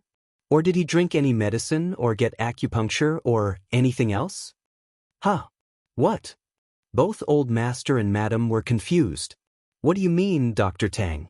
You are the only doctor who is taking care of his health, and he eats and takes medicine according to your instructions. No one else is involved." "For real?" "Of course, I am not joking about this," Madam said seriously. Dr. Tang said, "Madam, please, I don't mean anything like this. It's just, I found that Old Master has turned much better than before." Dr. Tang gave a hard pinch on Old Master's left calf and said, "Sorry." The Old Master let out a scream. "It hurts." Madam stiffened, and Auntie Hua as well as everyone else all got very shocked. "What are you saying, Old Master?" Madam's voice shivered. "It hurts. Dr. Tang, can't you be gentle, you?" The Old Master finally realized what was going on. He stiffened too as he mumbled, Am I dreaming? Pinch me again now." He lost feelings for his legs ages ago, and a pinch or even a stab of knife would lead to no feelings at all. But Dr. Tang just pinched him and he felt the pain. He could not believe that it was real. Dr. Tang pinched him again. It hurts." Old Master inhaled and said, "Dr. Tang, can't you be gentle?" Everyone burst into laughter. Auntie Hua smiled and said, "This is great news, Madam." Every servant started to pass on congratulations to the Old Master. First Madam could not help but smile. "That is a piece of great news. Dr. Tang, what on earth happened? Thank you so much for your help." Dr. Tang shook his hands. "No, Madam, this has nothing to do with me. If I were this capable, I would have cured the Old Master long ago. Not only have old master's legs gotten better, but the previously blocked tendons also show signs of unblocking. Even the wounds in his viscera also get better. This is definitely not my contribution. I am also wondering who is so capable to have done so.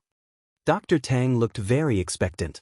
Old master and madam exchanged a look between themselves. Oh well, old master, madam, just think about it thoroughly. Did you run into anyone today? Or ate, or drank anything different? Anything? Old master and madam thought deeply. There was nothing out of the ordinary. My old master is receiving treatment in the abbey and no guests come over except for his son and daughter-in-law who visit him sometimes. Auntie Hua smiled. Yeah, it is very quiet here, and the old master is receiving treatment here because he doesn't want to be disturbed. No one was here today except Madame Chiao and her sister-in-law, who helped us to get Madame home. Dr. Tang's eyes sparkled as he said, They did not meet the old master? It was an offhand question, but Dr. Tang was very curious to know the truth. He did not want to leave out any possibility.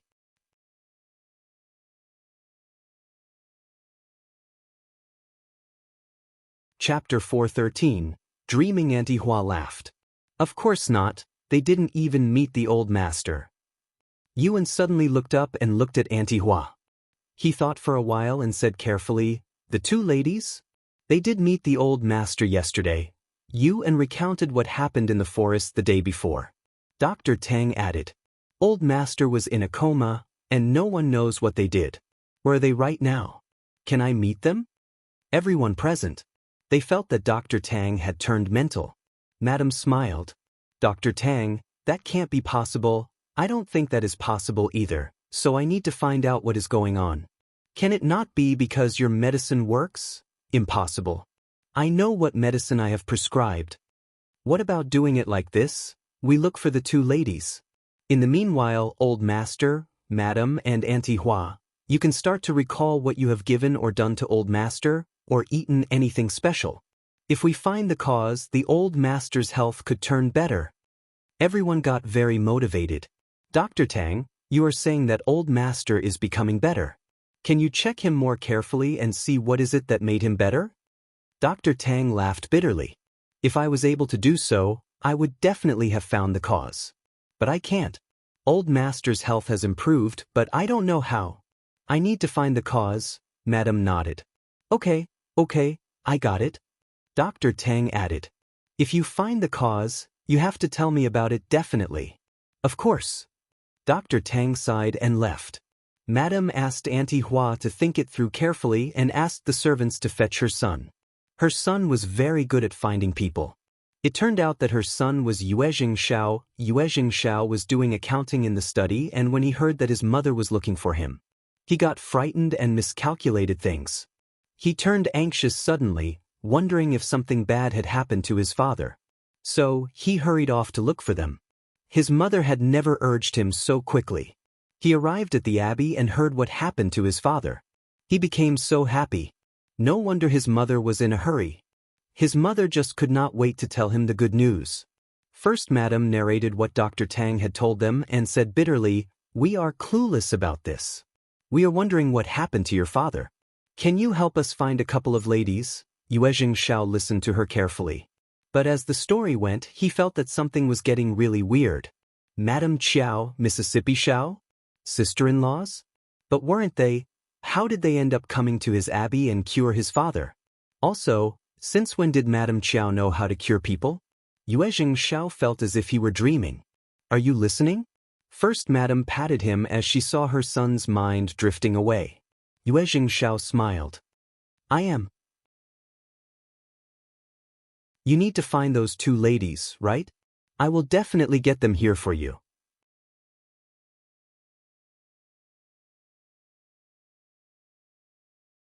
Chapter 414, Invitation. He could not help but describe what Xiao Xian and Xiao Taotao looked like. Auntie Hua's eyes widened. Yeah, that is it. Do you know them, third young master? First, Madam was very surprised too. Yuezheng Shao smiled. If it was them who were here, then you don't have to worry. We are actually good friends. Madam Chiao's husband, Xie Jingrong, and I get along very well with each other. Madame Chiao is a very smart woman. She can do business well.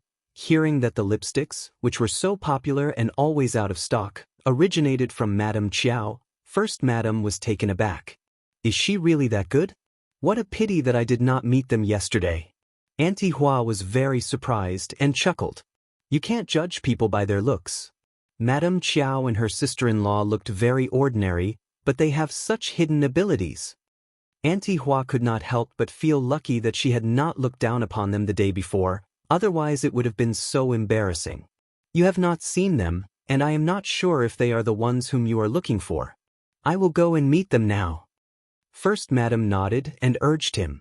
Go right away, don't delay it. Yuezheng Shao left the abbey, went onto the wagon and told the coachman to head towards the hotel where Qiao Xian and Xiao Yinduan were staying. I have not yet confirmed it, but I do feel that they were the saviors. Sister-in-law is a great woman, and I am good as well. What luck I have. Yuezheng Shao came to the hotel, but Qiao Xian and Tao Tao were not there. The two ladies had gone shopping. They planned to try different cuisines, so they took a slow walk around and bought some interesting things.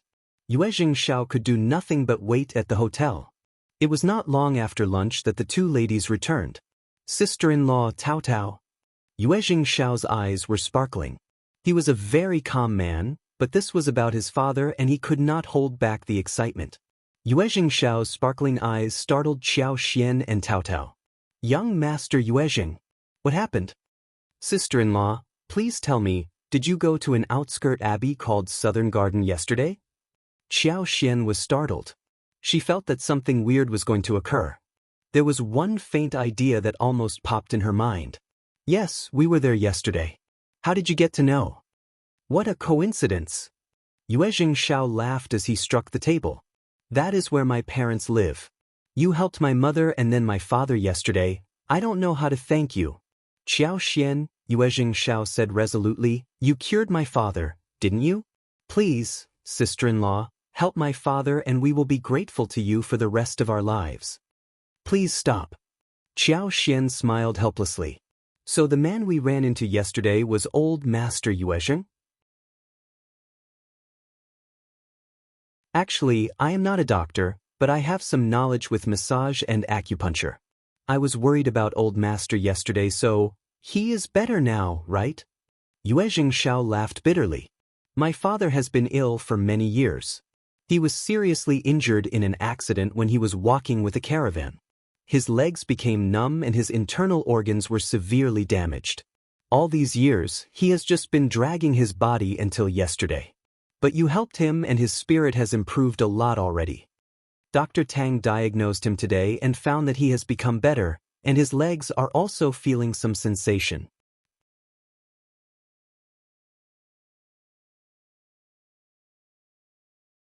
Chapter 4:15. Tryout, sister-in-law, you can definitely save my father. Please help us. Qiao Xian was very surprised. Did it work out well? Yes, it worked very well. Yuezheng Shao nodded constantly. Please, sister-in-law, can you come with me to Southern Garden, please? Qiao Xian fell into contemplation. Yuezheng Shao coaxed her. Southern Garden is close by. I promise to drive you back to the hotel before the gate closes. Yuezheng Shao would not have urged her so much if it had not been for his father's health. He seemed to be a little bit disrespectful when he was pushing her in this way. But Qiao Xian could understand his mood. If he were to remain calm when it came to his father, then such a man would be deemed as cold-blooded. Okay, we will come with you. I am not sure if I can be of any help. Yuezheng Shao did not care and said with a smile, of course, sister-in-law, you can check him first. We won't force you to do anything. Qiao Xian smiled. That was true. They went to Southern Garden and met the First Madam. First Madam sized up Qiao Xian and could not help but develop a good feeling towards this woman. She looked graceful, open, and made people feel comfortable. It was you who helped us yesterday, and I should have met you personally yesterday, I am sorry. Qiao Xian smiled. That is fine, First Madam. You are busy and you didn't have time for polite pleasantries. You treated us well though. Also, First Madam, you needed to rest well too. Thank you for your understanding. First Madam smiled briefly and lowered her head. Her nerves remained tensed up all the time, but there was nothing she could do about it. Yuezheng Shao cleared his throat and said with a smile, "Sister-in-law, please don't be so restrained. You can address my mother as aunt, and if you don't mind, my mother can call you niece." First Madam and Xiao Xian laughed. She did not refuse and greeted First Madam by addressing her as aunt. First Madam asked them for their names and called them by their names. She even gave Tao Tao and Xiao Xian a pair of ruby-embodied golden hairpins as greeting presents. They exchanged a few words and then talked about what happened the day before. First Madam realized that Dr. Tang had guessed it right. Xiao Xian had helped her husband. She could not help but exclaim with excitement, "Xian, could you please help him again? He has been lying in bed for so many years, and I am afraid." First Madam started to sob. Yuezheng Shao turned to her and consoled her. "Don't be sad, Ma. He is getting better, right? His health will surely improve." He and his elder brother had never stopped hiring the best doctors around. Xiao Xian consoled First Madam and replied soothingly, "I will give it a try. Let's see if that works." First Madam was so grateful already that Xiao Xian had decided to help them. Xiao Xian had no idea how to do acupuncture or massage. She could not even recognize any spots. She came to help without bringing any needles along as well, claiming that they had come in a hurry. But they had needles ready at the abbey, which could be used. As she put the needles on the calf, these caused no feelings except for pain. After putting on the show for a while, Xiao Xian said, maybe if uncle is in a coma he would be totally relaxed and the treatment would work better.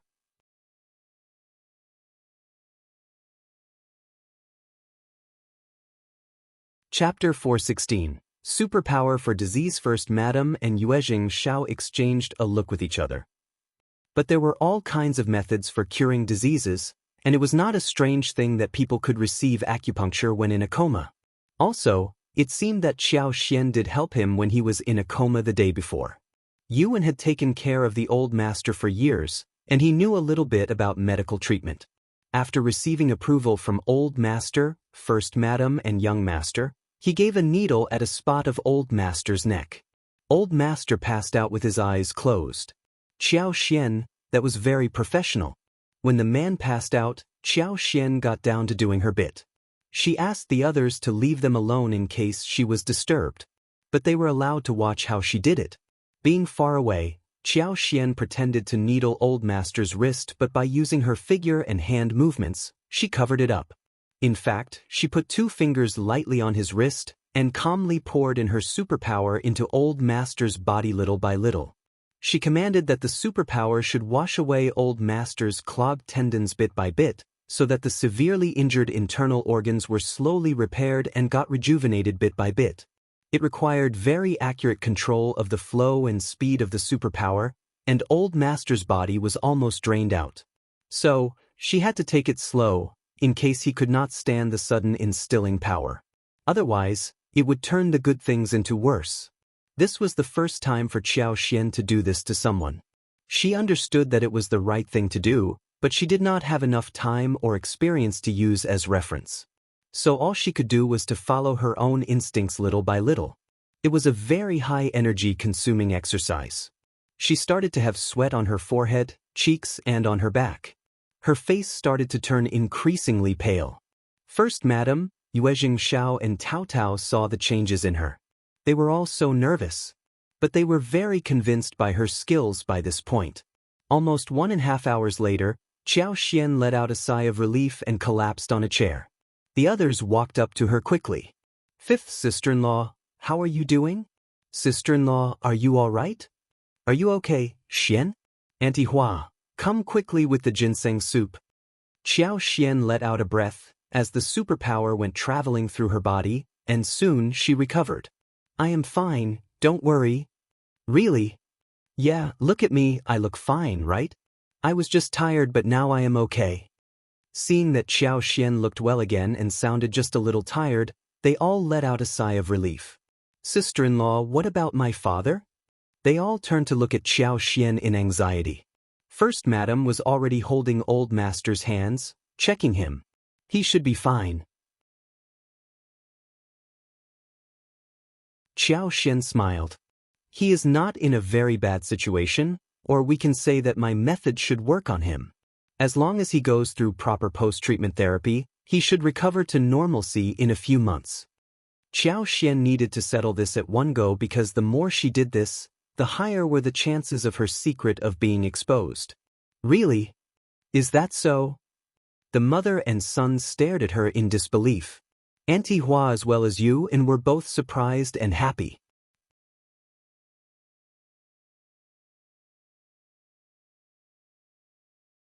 Chapter 417. Secret. Qiao Xian smiled bashfully. It should be right. What luck? No, it is not about luck. You saved our old master and we all saw that. First Madam did not know how to express her gratitude. Xian, you are our savior. If you ever need our help, we will spare no efforts to help you. Thank you very much, Aunt. The mother and the son could not calm themselves down until a long while later. Soon, the old master woke up. He had a very strange feeling inside. His disease was gone, and he felt so relaxed and cheerful, as if he had been reborn. When First Madam and Yuezheng Shao asked how he felt and received a positive answer, they were extremely glad. First Madam took hold of Qiao Xian's hands, not knowing what to say. Qiao Xian had saved their whole family. She just could not imagine how the family would be like if her husband passed away. Xian, you should never hesitate to ask me for anything in the future. Motivated, First Madam asked earnestly. I am older than you, so, can you become my goddaughter? In this way we can be one family. The old master also believed that it was a great idea. He smiled in agreement. Both Qiao Xian and Yuezheng Shao were startled. How, Mom, let's talk about this in the future. Yuezheng Shao could see Qiao Xian's concern, which was also his worry too. LT is getting late, and she needs to head back to the hotel, otherwise Brother Shao would be anxious not to see her there. Dad, Mom, I will accompany them back to the town now. Oh well. First Madam and her husband were both confused. Qiao Xian let out a sigh of relief, smiled at him and left. First Madam noticed that it was getting very late too, and she also needed Dr. Tang to check her husband, so she saw them off enthusiastically and stressed that Yuezheng Shao should accompany them back to the hotel. Qiao Xian accepted the offer and said, Uncle, Aunt, actually, I didn't do much. I still believe that it is luck that cured Uncle. I am not a doctor, so please help me keep this skill of mine a secret and not tell anyone else that I cured him. Qiao Xian was very pleased about the turn of events on this day. She had not expected that her superpower could cure diseases. Actually, it was not about curing a disease, it was about bringing things back to life and repairing the broken stuff. It was such a bizarre thing and needed to be kept a secret. In future, it would be used to save herself and family members, not to make money. Hearing that, Yuezheng Shao said seriously, Dad, Mom, if this is what my sister-in-law wants, we need to respect her. First Madam and her husband were both smart people, and hearing Qiao Xian's request, they understood what she was worried about. They nodded and said, Xian, don't worry, we will arrange everything well, and not spread out even a word about it. Feeling assured, Qiao Xian waved them goodbye and left. In the wagon, Yuezheng Shao released his fist and smiled at Qiao Xian with hesitation. Sister-in-law, I did not want Mom to. I got it. Qiao Xian smiled. That was what I thought as well. Really, what a wonderful coincidence.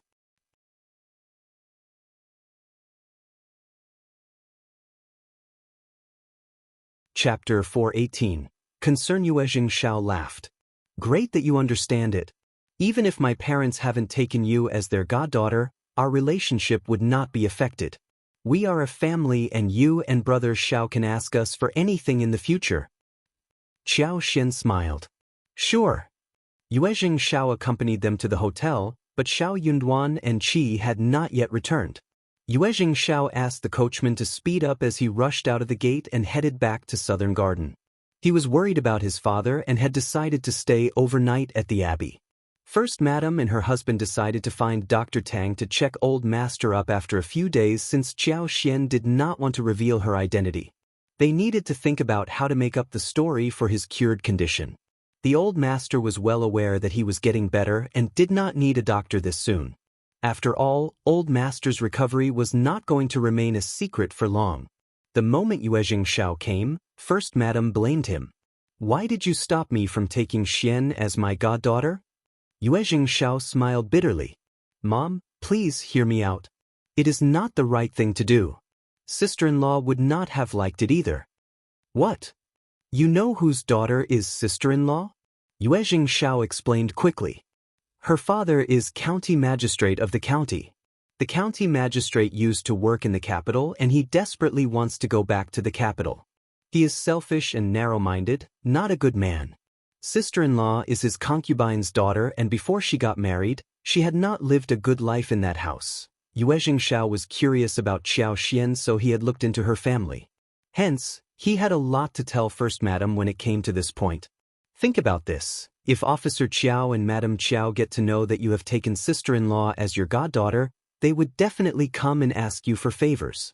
At that time, are you going to say yes or no to them? Also, my sister-in-law has already remembered our gratitude. There is no need to take her as the goddaughter because she is aware of our feelings. First Madam could not help but feel sorry.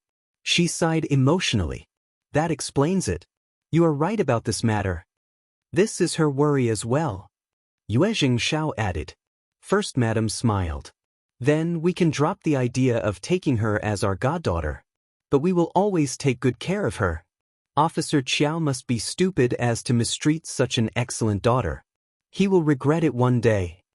Yuezheng Xiao smiled. He is not the only stupid one. Thinking of her own sister-in-law, First Madam smiled. That is true. Hearing Xiao Xian's story, the First Madam felt even more sorry about Xiao Xian. She stressed to Yuezheng Xiao that he should take more care of the Xiao family and treat them as part of his family. Yuezheng Xiao just did not know what to say. He might be the one to be taken care of by them instead. Yuezheng Xiao asked his father how he felt, to which he replied positively. The whole family ate dinner happily. Xiao Yunduan and Qi returned in the evening. Thankfully, they did not drink much that day. They walked in soberly. Xiao Xian decided to tell Xiao Yunduan what they did at Southern Garden.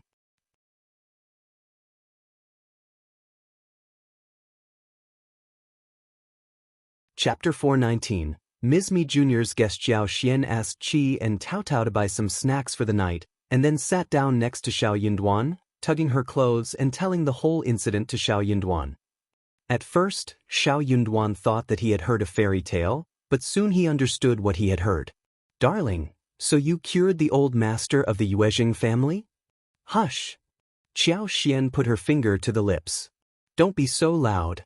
It was just a coincidence. Very surprising actually. I only did some acupuncture and massage and shockingly, it worked. It was a total coincidence that the old master got better with my clumsy technique. Xiao Yunduan laughed. You are just so lucky.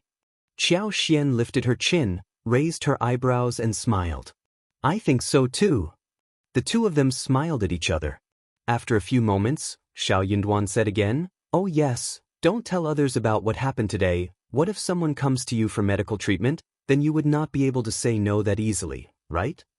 After all, Xiao Xian was lucky to have cured the old master, but she might not be able to cure anyone else, who might not be so easygoing like the Yuezheng family. Xiao Xian felt her heart become warm, and she nodded. Darling, I thought about this too, and I told young Master Yuezheng about it. His family would help us keep the secret. Xiao Yunduan smiled and looked at her. That is good. You must be tired today, right? Sleep early. The gathering ends tomorrow. Andy can take you around for a tour before going home, all right? The weather had become a bit colder, but the house was as warm as spring. Under the soft light, talking about the word home made people feel warmer. Xiao Xian suddenly felt happy physically and mentally. She looked at Xiao Yunduan with moist eyes, and her pretty face became more and more lovable under the soft light. Xiao Yunduan felt his heart throbbing, and he almost swept her into his arms. At the Yuezheng mansion, someone from Southern Garden came to fetch Yuezheng Xiao, who had not returned until midnight. Ms.Mi Jr. became happy. She guessed that the old master was dying and that's why Yuezheng Xiao was asked to come over. That would be such great news. It was a punishment Roram not to marry Naduror. Ms.Mi Jr. spent a whole night thinking about this, and early next day, she asked someone to find out if Yuezheng Xiao had returned the night before. He did not. Ms.Mi Jr. became even more certain about her guess. She could not help but tell her husband about it.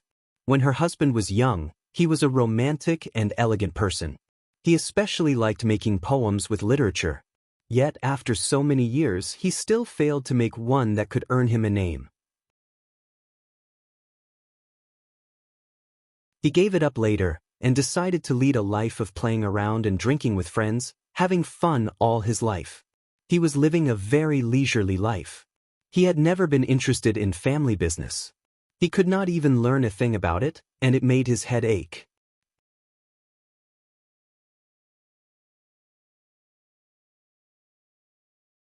Chapter 420.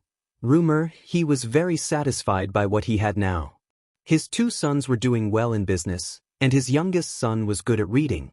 He was very proud, even though he had no lineal son. Hence, he ignored all family affairs. He focused only on enjoyment. Ms.Mi Jr. hated him for behaving like this. She felt so annoyed after being married to him for so long. The first old master was the supporter of the family, but her husband was just trash. The first old master had a pair of excellent sons, but she had no sons at all. Hearing her words, the second old master frowned in surprise. That is not possible. He has always been like this. If something had happened, he would not have concealed it from us. Ms.Mi Jr. sneered. Why not? He can conceal it from us so they can do something bad in secret. Second old master. The second old master was always very slow in this aspect. He snapped angrily. Why do you care? Mom is still alive and they can't do anything bad in secret. Moreover, our sons are also involved in the family business, and they would keep an eye on those who try to do something bad behind our backs. What are you worried about? Losing interest in hearing Ms.Mi Jr.'s babbling, the second old master went out, humming happily. Ms.Mi Jr. felt annoyed and there was fury arising inside her chest. What on earth had she done to end up marrying such a trash? After some complaints, Ms.Mi Jr. thought for a while and whispered something to her trusted servant. She was not going to drop it, even though her husband did not care. Yuezheng Si and Yuezheng Yen were her husband's sons, not hers. They might be successful in business, but none of their earnings would end up being in her hands. Hence, she had to make a plan for herself. She needed to get a share of the family business. Soon, rumor went around in the mansion that the first old master was doing bad at the abbey and was on his deathbed. Some even said that the third young master had been asked to go to Southern Garden, and he looked so worried when he went out. He spent a whole night there. Soon, Madame Yuezheng knew about it. She called her eldest granddaughter-in-law and Ms.Mi Jr. and asked about it. What happened to the eldest son? Do you know anything about the matter? Ms. Jean turned to Ms.Mi Jr. She was already aware of what to do with the second aunt-in-law, having been in a fight with her for years. She was going to let her second aunt-in-law answer Madame's question. Ms.Mi Jr. said, I am not sure, but someone from Southern Garden came to fetch Xiao who hurried away. He did not come home the night before, so we have no idea what is going on at Southern Garden. Xiao left in such a hurry. He should have told us what happened, otherwise you will be worried, right, madam? Madame Yuezheng frowned and snorted, looking annoyed. Ms. Jean smiled. Madam, maybe he did not tell you about it because he did not want you to get worried. But I am sure that he won't conceal anything from you deliberately if something really bad is happening. I will get my people to look around at Southern Garden. Those servants indulge in too much gossip. He was at Southern Garden and did not return overnight. What does that mean?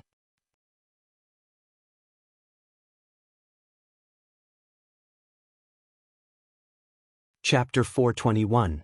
Investigation. Isn't it normal that he stays overnight at Southern Garden with the first old master and the first madam? Who spread the rumor? I will definitely find out who released the rumor. How dare those servants gossip about what happened to their masters? They have startled you, madam.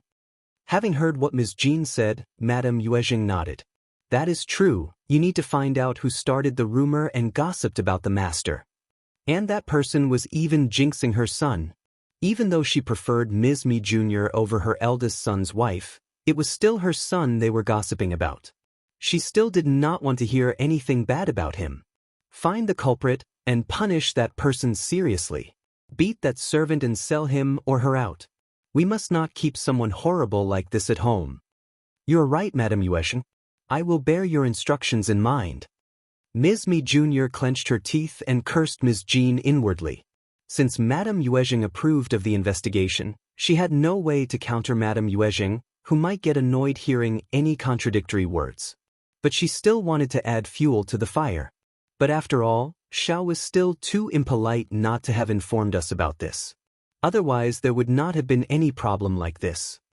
Ms. Jean smiled. Second aunt-in-law, I don't agree with you. Third brother goes to Southern Gardens so many times in a month, must he tell his servants every time he goes there? He is the master, and servants are those who work for him. They are not in a position to gossip and guess about their master's life. There is nothing more we can do about it now, let's wait until news from Southern Garden arrives. Madame Yuezheng, don't worry. I will arrange the investigation right away, what do you think? Niam Yuezheng 100 Kia at TNE 2 or TNEM. Stop TNE argument. Sort out TNE matter first. You can go now. Madame Yuezheng was very satisfied with Ms. Jean, who always knew what she should do when faced with an emergency. Ms. Jean accepted the order and retired. Ms. Jean did not care if Ms.Mi Jr. was going to instigate Madame Yuezheng to do something else. Ms.Mi Jr. was in control of her own words, and that was beyond her reach. She only needed to focus on what she was entrusted to do. She had to find out the source of gossip. Her second aunt-in-law went way over the top this time. She started to create rumors about her father-in-law. She was going to counter her, else she would not have any idea how to explain that to her mother-in-law and husband. One night passed at Southern Garden. Yuezheng Xiao and his mother, including Auntie Hua and Yu, were all very nervous, fearing that old master would return to where he had been before. But the old master turned out to be very lively when he woke up, saying that the night before was the best and most steady night he had experienced during the past few years, and that he felt nothing strange about himself. He even had some sensation on his legs, and he could feel Yuan's massage. If all went well, he might even be able to take a walk with people's help after a few days, and maybe after some more time of therapy, he would recover totally. Yuezheng Xiao and his mother were reassured and cheered happily. You have to thank Xian. First Madam smiled. Xiao, find a good present for her. I have something for her too. Oh yes, what about inviting young Master Xiao and Xian and the family over for food? We have to treat them properly. Yuezheng Xiao nodded with a smile. What about tomorrow noon? Today is the last day of the gathering. They were talking about therapy and invitation when Ms. Jean's devoted maid arrived there.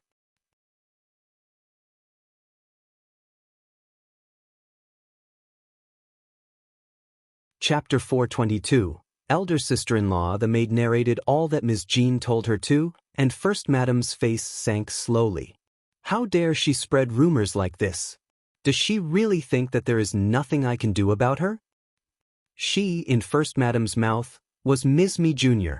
The more she thought about this, the more angry First Madam became. Is Ms.Mi Jr. crazy?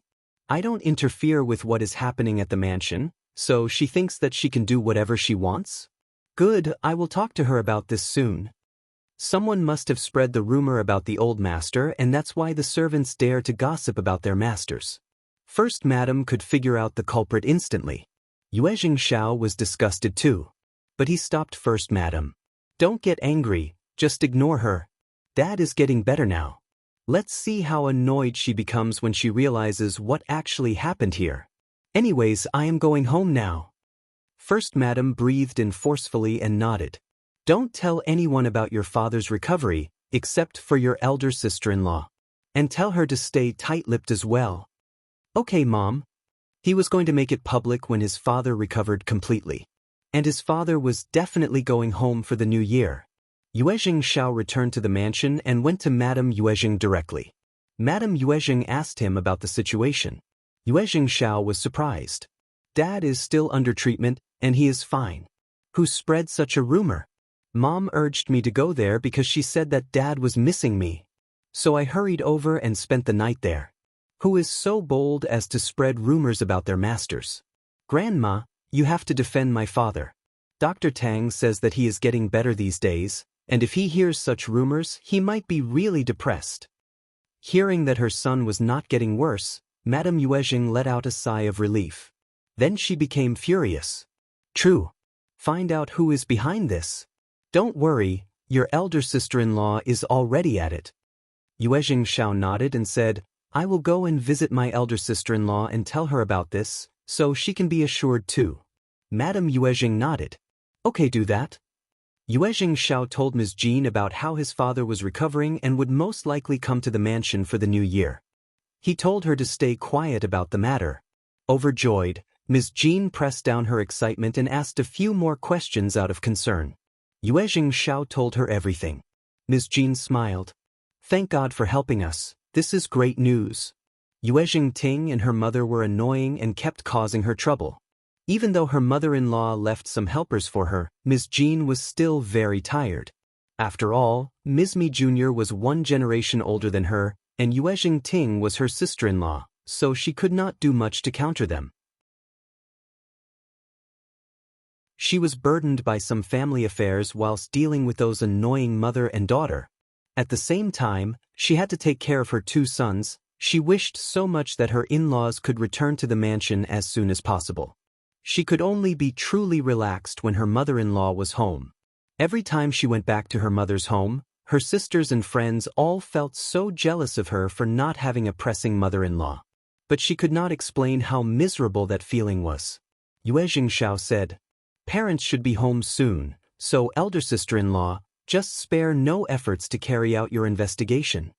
Ms.Mi's eyes sparkled. Really? Of course. Okay, I got it. Ms.Mi suddenly felt motivated.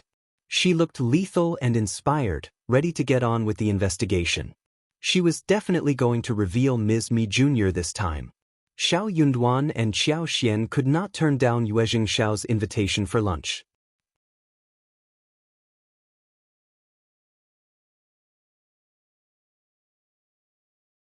Chapter 423, Visit to the Southern Garden. To be honest, Xiao Xian did not want to turn the invite down. After all, he had been thinking about the precious trees. The next morning, Xiao Xian, Xiao Yunduan, Tao Tao and Xiao Xiaoqi headed to Southern Garden with Yuezheng Xiao for a visit. First Madam, who was immensely grateful to Xiao Xian, felt even closer to her after knowing about her story. Old Master had recovered quite quickly, basically improving every day. This was actually not surprising. Xiao Xian's superpower represented vitality. She had used her superpower to completely restore his body. All that was left was to recuperate and replenish qi and blood. As long as he ate well and rested well, and did some exercise, every day would bring new surprises. The old master was very particular with food, which was beneficial for replenishing the body, so he recovered even faster. Therefore, the old master received Xiao Xian and the family as well. He looked lively and happy. He did not seem to be tired at all. Xiao Yunduan was very well-mannered and talked about various interesting topics, making the old master feel very happy. He felt that his son was good at making friends. Xiao Xian asked for a visit in the garden last time, but this time, First Madam volunteered to show Xiao Xian and Tao Tao around. There were countless flowers and trees in the garden. Although the old master did not have the opportunity to appreciate them often, First Madam still ordered people to take care of each flower and tree carefully, so that her husband would be able to appreciate the scenery in the garden whenever he wanted to and never feel sad. It was a time when chrysanthemums were blooming. First Madam took the 2 ladies in the garden for chrysanthemum viewing. First Madam had a wide knowledge about it, so she presented the categories to Xiao Xian and Tao Tao, who were pleasantly surprised. Xiao Xian had seen many kinds of chrysanthemums, but many had disappeared in the later generations, which were now lively here in the garden. Tao Tao was shocked too, and said, "We have so many wild chrysanthemums in the mountains and by the riverside. I thought that I had seen all kinds of them. But there are so many different kinds of them here. So beautiful and big, I like them all." That made First Madam and Auntie Hua laugh. First Madam said instantly, "If you like them, I will get Xiao to deliver some to you. Is there anything else you want? Just tell me and I will give them to you. These are not expensive for us." Tryout was so surprised, and her eyes were sparkling. Instead, she turned to Xiao Xian. This was a chance delivered to their doorstep. Xiao Xian was just wondering how to lead them to the topic when they mentioned the matter themselves. Xiao Xian smiled. "Thank you for the offer, Aunt. We are building a new house and we will plant some in our garden." First Madam smiled. "Okay, Auntie Hua, do bear this in mind. In addition to chrysanthemums, get some good mountain peonies, Chinese peonies, French hydrangea, laurel, and magnolias later as well. Anything else you want?" Auntie Hua smiled. "Okay, Madam." Xiao Xian smiled.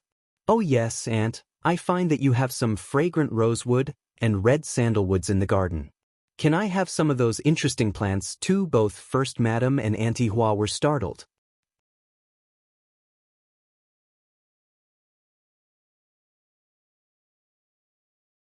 Chapter 424.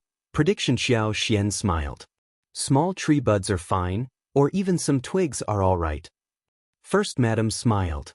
"Xian, you do have good judgment. You like nothing except these expensive ones." Auntie Hua laughed. "Very true." First Madam said, "Your uncle has been interested in those trees for a long time. He has bred many of these just to make wonderful furniture. He was worried that they would not be enough, so 30 years ago, he planted many tree buds in the southern garden, as well as in other gardens of ours. Some of the tree buds grew up, some failed to live, but those in southern garden grew best. I will fetch some suitable ones from the other 2 abbeys, and give them to you. Or I can just get Xiao to buy some back. Twigs are useless, not that I am too stingy to share some with you." First Madam would not turn down what Xiao Xian asked for, though what she had asked for seemed quite unexpected. Her husband loved those things, and would not be stingy as to not share any with Xiao Xian. He could just buy some more buds and breed some more.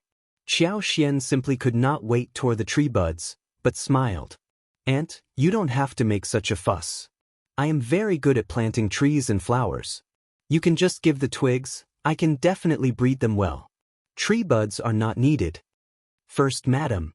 Although Xiao Xian tried to conceal her anxiety, First Madam still sensed how anxious she was about it. All right then, she could get her some twigs. Anyways, she was going to get the tree buds as well, so Xiao could deliver those to her place later. First Madam did not believe that twigs were useful, but she pretended that she believed her. "Okay, that sounds good. Auntie Hua, just get some twigs and tie them up for her." "Okay, First Madam." "Thank you, Aunt." "No worries." First Madam smiled. "Oh, what kind of twigs do you want? Tell Auntie Hua about it." Xiao Xian thought for a while and smiled. "They don't have to be too big or long, also no withered twigs." She made a gesture. "This size will do." Auntie Hua nodded. "I have remembered it all." The turn of events pleased Xiao Xian a great deal. Done. She had a feeling that after this, the space would definitely give her a lot of surprise. After walking for a while, First Madam took them back to the house for tea, snacks, and a casual conversation. At lunch, Yuezheng Xiao stayed with Xiao Yunduan and Qi whilst the First Madam was accompanying Xiao Xian and Tao Tao. First Madam had made a lot of efforts for this lunch. She transferred the chef from the mansion and started to make preparations the night before. The dishes were made with a lot of effort, and they were, of course, exquisite and delicious. Almost every noble family had their private dishes and special pastries. So did the Yuezheng family. The Yuezheng family's famous dishes were clear soup cubelos and abalone knuckles. The clear soup was extracted from chicken, duck, elbow, scallops, ham, and the soup was clear as water. The cubelos was smooth and soft but did not break when eaten. The freshness in the mouth was just indescribably wonderful. The abalone knuckles were flavored with a special broth, and the sauce was thick and bright, as oil and fat were removed, so the whole dish was soft and delicious.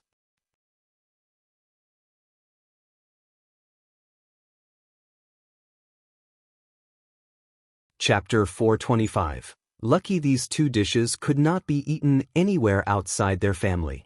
First Madam introduced the specialties to the two ladies, and Xiao Xian and Tao Tao, after eating such delicious food, praised the dishes generously. It was always nice to see that the guests liked what the host had prepared for them, especially for First Madam, who had been taking care of her husband all this time and never got a chance to relax. She had not treated people over a meal in a long time. That was also the first banquet she arranged for people, which was significant for her too. Seeing that Xiao Xian and the family loved what she had arranged, she felt really happy. Xian, you are not in a hurry to go home, right? What about staying at Southern Garden for a few days? The chef is very good at making food. You can eat many delicious dishes here. But Xiao Xian could not stay overnight. She smiled. I should not turn down your invitation, but we have been away from home for too many days, and it is time for us to go back.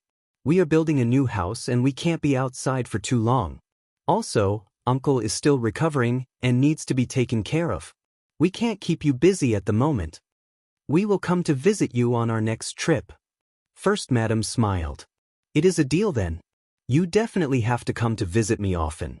When spring comes, just remember to come and see the flowers. There are many beautiful sites in the province which I have not visited for many years. We can go there together next time. Xiao Xian felt warm inside her heart, so she nodded and said, Okay, I will definitely be here.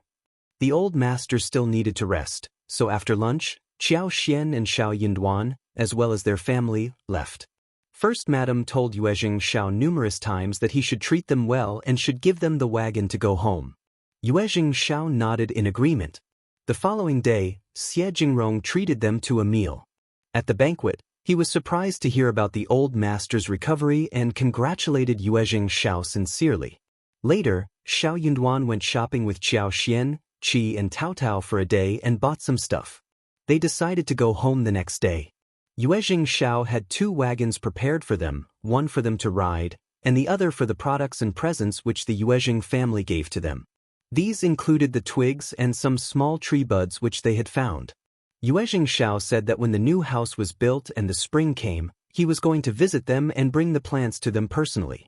He also said that the brocade boxes were presents given by his mother to Xiaoxian. It was still Chu Shan who drove them home. They set about before dawn, so when they arrived at the county, it was still quite early. Xiao Xian and Xiao Yinduan booked 2 rooms at the hotel, telling Chu Shan to stay there for one night as well. There was no good place for him to stay at their current home. They had just booked the hotel and were about to get onto the wagon, and they heard a sound of "hey" behind their backs. Startled, Xiao Xian knew that it was Xiao Ko who was there. She and Xiao Yunduan exchanged a look. They waved and blinked at Chu Shan and the coachman in the wagon, thinking that they were lucky that they had not yet gotten into the wagon. If Xiao Ko and Xiao Wei saw them going into the wagon, they would have had difficulty in explaining what was going on. Xiao Xian turned around and saw Xiao Ko lifting the drapery, smiling at her and Xiao Yunduan. Next to her was Xiao Wei.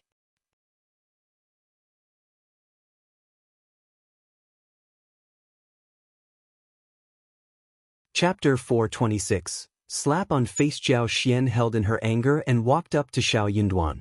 What a coincidence, sisters. Xiao Ko sneered. What are you doing here? Xiao Yunduan smiled. I am going to college and my wife is keeping me company. Xiao Wei snorted. Minghua College does not follow rules now? Anyone and everyone is allowed to go inside? Xiao Xian said, I will be waiting for my husband outside. Xiao Ko chuckled. It seems that you and cultivated talent Xiao are getting on well with each other. When you were about to get married a while ago, you cried loudly, begging not to get married. But it seems that you were pretending, right? Good that my mother knows to whom you should marry. Look at how well you are living now. Having heard what Xiao Ko said, Xiao Wei and the maids around them laughed. Xiao Xian got so angry that she wanted to hit this person. This bitch was so annoying. How could she say such words in front of Xiao Yunduan? Xiao Yunduan moved his feet and guarded Xiao Xian behind his back, glancing at Xiao Ko plainly. I admire second miss and she is a kind-hearted woman. She has adjusted well to the marriage and we are living a good life now. Xiao Xian had not expected that he would say so. Feeling sweetness inside her heart, she looked up at him and could not help but blush. She felt a bit embarrassed when hearing such passionate words in front of others. She should hear them in private. Xiao Ko got stuck with words and could not help but feel jealous. What did Xiao Yunduan mean? So he knew that Xiao Xian disliked him earlier, but he still kept flattering her, so she was finally moved by his actions? What kind of woman was Xiao Xian, that she was so cherished by someone? She deserved to shed tears and get disdained by everyone around her. Xiao Ko sneered. Stop being so full of yourself. Do you admire Xiao Xian or are you trying to suck up to my father? Everyone knows the truth. Xiao Yunduan was silent. He wanted to suck up to county magistrate? He had never been to the Qiao family's home except for the 2 times when he had to. Moreover, he had what was he sucking up to him for? But he did not need to defend himself because everyone including Qiao Wei understood clearly that Xiao Ko was just being stupid. That made Xiao Ko feel slapped on the face. She glared at Xiao Xian. Xiao Xian said calmly, "It is getting late, what are you still doing here? If you want, we can find a place and sit down, and can have a good chat with each other." Qiao Wei sneered.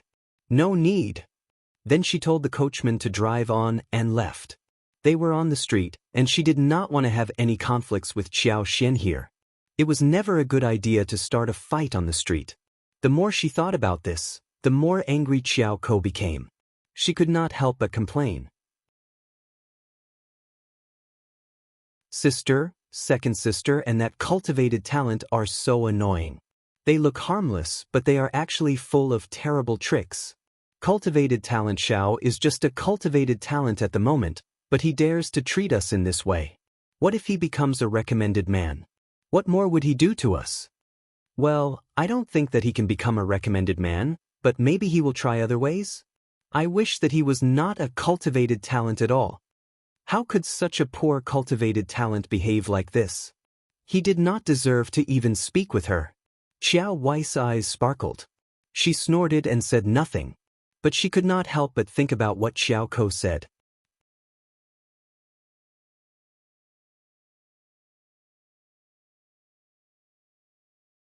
Chapter 427.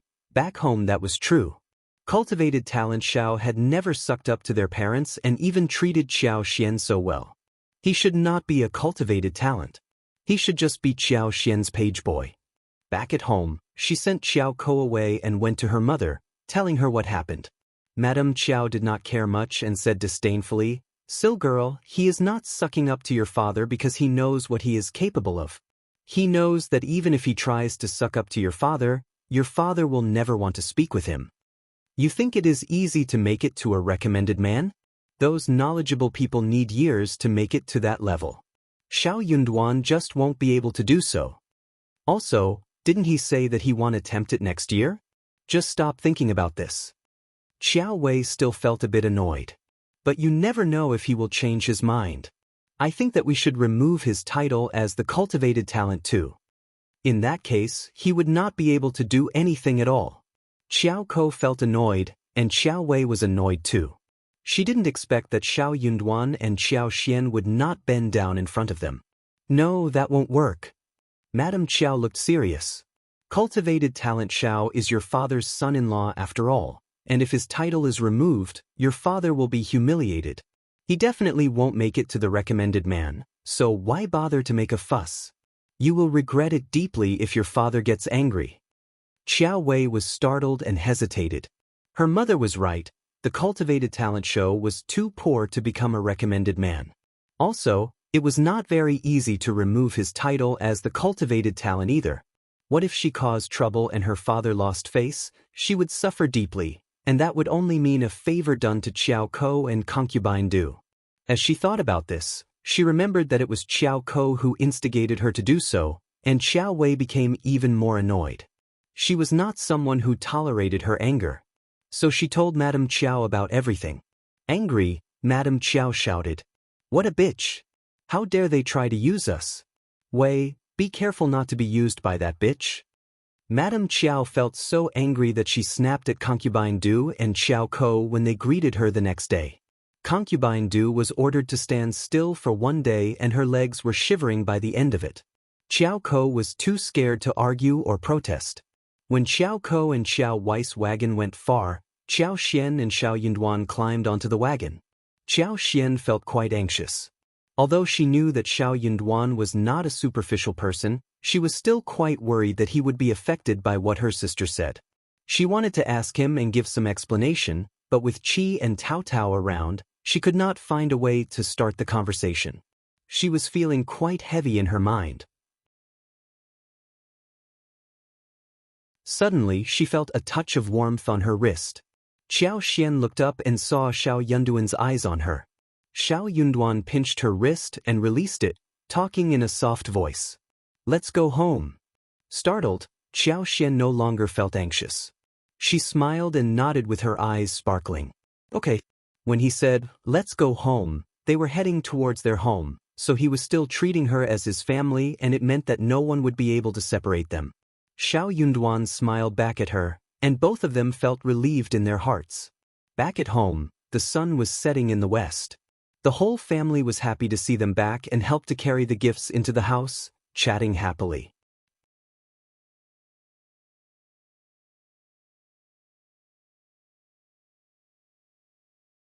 Chapter 428. Stupid cousins Chu Shan and the coachman left from there when it was getting late. Xiao Xian put most of the stuff back into the room, and shared some with Ms. Fong and Ms. Su.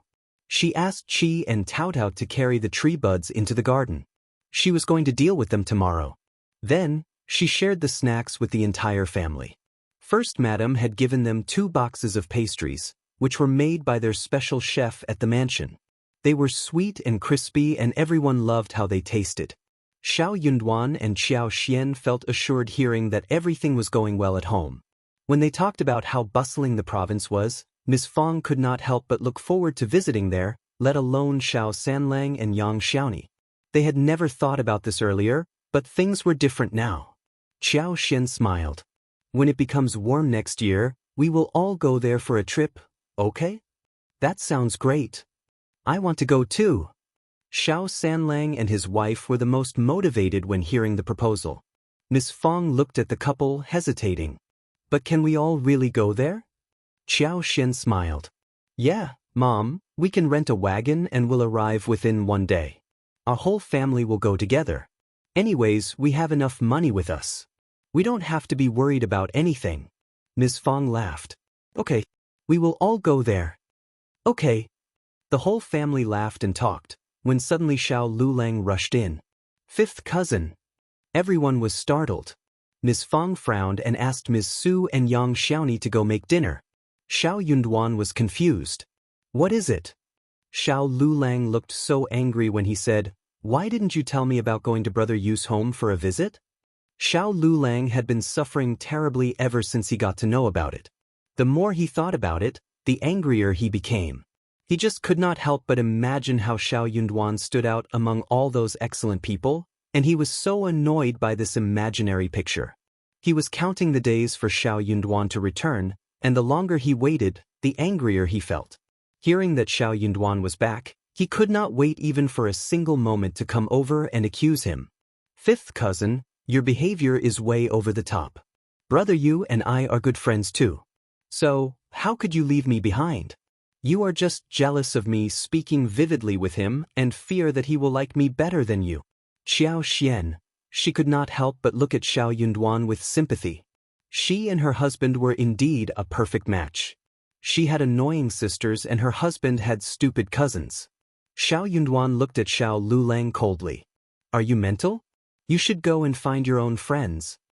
Yuezheng was not a very common surname, and Xiao Lulang ignored the Zheng part of the surname when talking about it.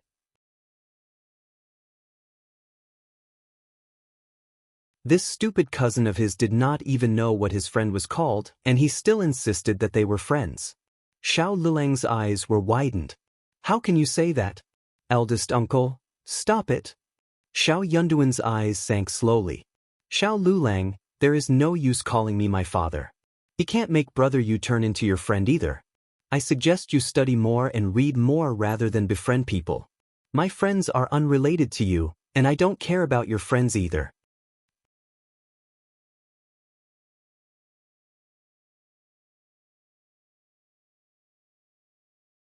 Chapter 429, Pretending People. Xiao Lulang said, "You must have messed around later."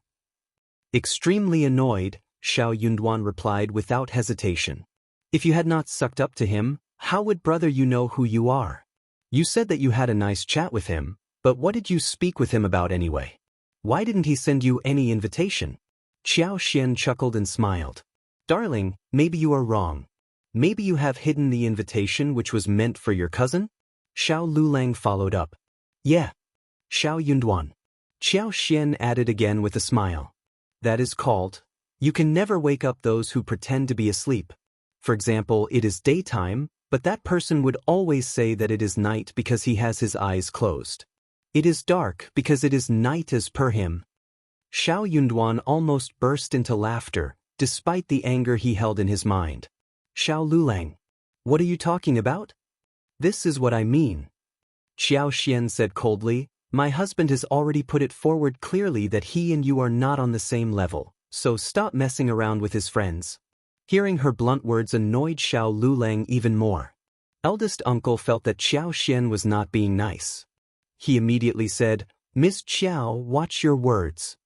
Ignoring him, Qiao Xian continued, "You are well aware whether or not you had a nice chat with my husband's friends, right? Actually, even if you had a good conversation with them, so what?" Xiao Lulang was stuck in words. True, so what? He was very confused. What was he thinking about anyway? Xiao Yunduan asked him coldly. "Is there anything else? Just leave if you have nothing else to say." Xiao Lulang stomped his feet, snorted and left.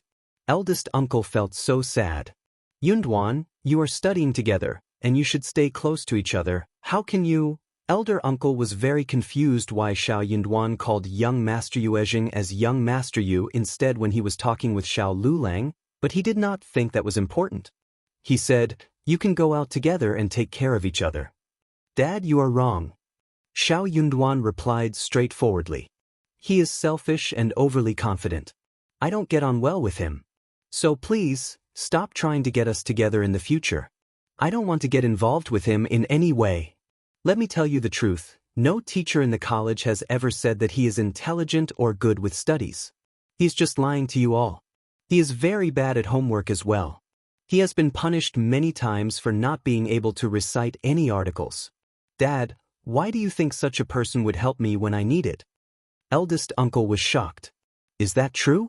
I did not say anything in the past because I didn't want to cause trouble. But I'm not lying to you. You can ask around it, you don't denieve me." Eldest uncle felt bitterness arising inside his heart. "Then why don't you give him some tips?" Ms. Fang became displeased. "Just look at how he behaves with us. You think Yunduan's words can get through to him?"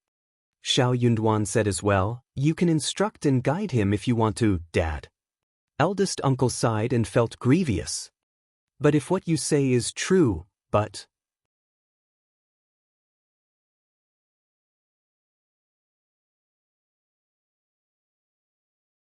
Chapter 430, Jealousy. Fang sneered and was eager to watch a good show. She said to herself, "Just speak with him and see if he wants to listen to you." Xiao Lulang still believed firmly that Yuezheng Xiao and Xie Jingrong had treated him as a friend and that Xiao Yunduan must have stopped him from joining them for the visit. But he did not know how to counter him, and he had no place to vent his anger. The next day, eldest uncle could not stand it anymore. But when he tried to guide him to the right path, Xiao Lulang snapped at him and complained about Xiao Yunduan, saying that eldest uncle should discipline Xiao Yunduan so he would not dare to treat him like this in the future. The eldest uncle finally got the chance to tell him what he had been prepared to tell him after a long while. The moment Xiao Lulang heard him, he interrogated eldest uncle about where he heard such a rumor. He shouted and asked who was trying to humiliate him. "It must be Xiao Yunduan who said that, right? He is lying, he is just jealous of me." Xiao Lulang kept accusing Xiao Yunduan aggressively, but he did not dare to confront Xiao Yunduan about it. In the end, he ignored eldest uncle and left from there angrily. Eldest uncle was confused. He did not think that his son would lie to him, but his nephew was also a literati who did not seem to be lying either. After breakfast, Qiao Xian sorted out the presents and gave a portion to each member of the family. Qiao Xian finally unpacked the gifts which the first madam gave her. She had been prepared that the first madam must have given her many expensive presents, but what she saw was far more than she had anticipated.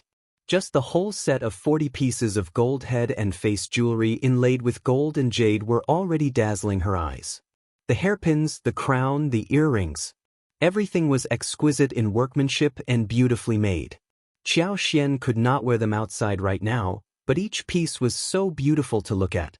It made her feel happy. First Madam apparently knew that this was for her to appreciate and collect, so she gave her 20 more pieces of jewelry which were well made and proper to be worn in daily life, beautiful but not too outstanding. Apart from jewelry, she had received some exquisite garments, fragrance, cubelos, donkey hide gelatin and some other jadeware as well as some porcelain for flowers. First Madam did not really take her as goddaughter for real, yet she seemed to treat her like one. Qiao Xian felt very moved. She had saved the old master's life for sure, but First Madam also treated her with full sincerity. After she put the precious things away, Qiao Xian went to the garden to plant trees. She needed to put her plan into practice quickly, and asked Qi and Tao Tao for help.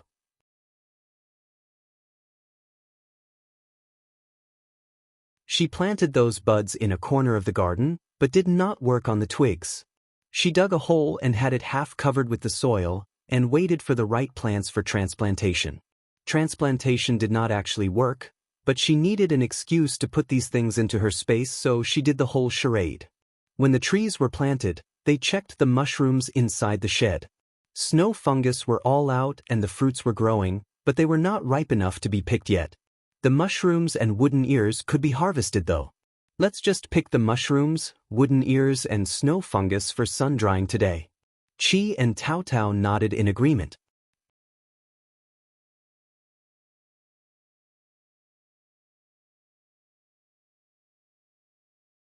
Chapter 431. Updated Space. I will fetch the basket and the bucket, and also get the elder sister-in-law and third sister-in-law. With that, she dashed off. Soon Ms. Su and Yang Xiaoni came over with baskets and buckets in their hands. Yang Xiaoni smiled. I just told my elder sister-in-law the day before that we should be ready to harvest mushrooms and wooden ears. Now that you are home, we can pick them. Ms. Su pursed her lips. You remember things related to food the most. Everyone burst into laughter. Qiao Xian smiled. Fresh mushrooms and wooden ears are very tasty, but we have no meat at home, or we can make ground meat with mushrooms, and that would be fresh and delicious. We will make a portion next time we buy meat. I will make some desserts for you with snow fungus, dates and lotus seeds. They were all very excited when it came to food. They were fast in their actions and soon collected all the mushrooms, wooden ears and snow fungus in their buckets and baskets. Qiao Xian weighed them and believed that there were 15 kilograms of snow fungus. Approximately 500 grams of dried snow fungus could be produced from 3 to 5 to 4 kilograms of snow fungus. Then, with this harvest, they would get around 2.5 xofit. She had looked around in the market in the province. 500 grams of excellent snow fungus could be sold at 50 liang, and even ordinary ones could be sold at 20 to 30 liang. Snow fungus produced by her were large, with appropriate thickness, and pure in color without any flaws. As long as there was nothing wrong during the sun-drying process, they could be sold at the highest price. Hence, this small basket of snow fungus was worth more than 200 liang.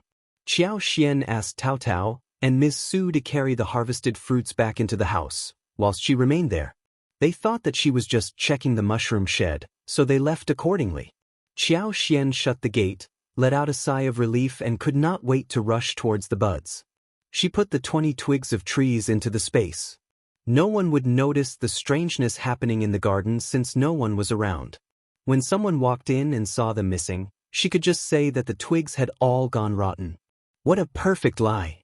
When the 20 twigs went into space, they were deeply rooted directly. Qiao Xian could even feel them starting to grow the roots right after they got grounded in the soil. The magical energy inside the space grew vividly and made a huge stir. Motivated, Qiao Xian sensed instantly that her superpower had improved as well. She could even sense the moisture in the air and make an even longer day of weather forecast. The house, which had been covered with mist, was now getting very clear. But it was not enough. Qiao Xian pulled bud after bud and put 5 of them into space. Instantly, the magic became even stronger. She could not help but walk into the room. This time she was not stopped. The room was right in front of her, empty. The wall opposite the gate was a storage shelf with layers. There was something in there that looked very much like an ATM at a bank. She walked forward and put her hands upon the misty screen, and soon, she was greeted with a lot of information. It told her what she should do with that ATM. Qiao Xian smiled brightly. This device was not only going to help her distinguish every plant in her space, but was also going to offer all kinds of answers related to plants.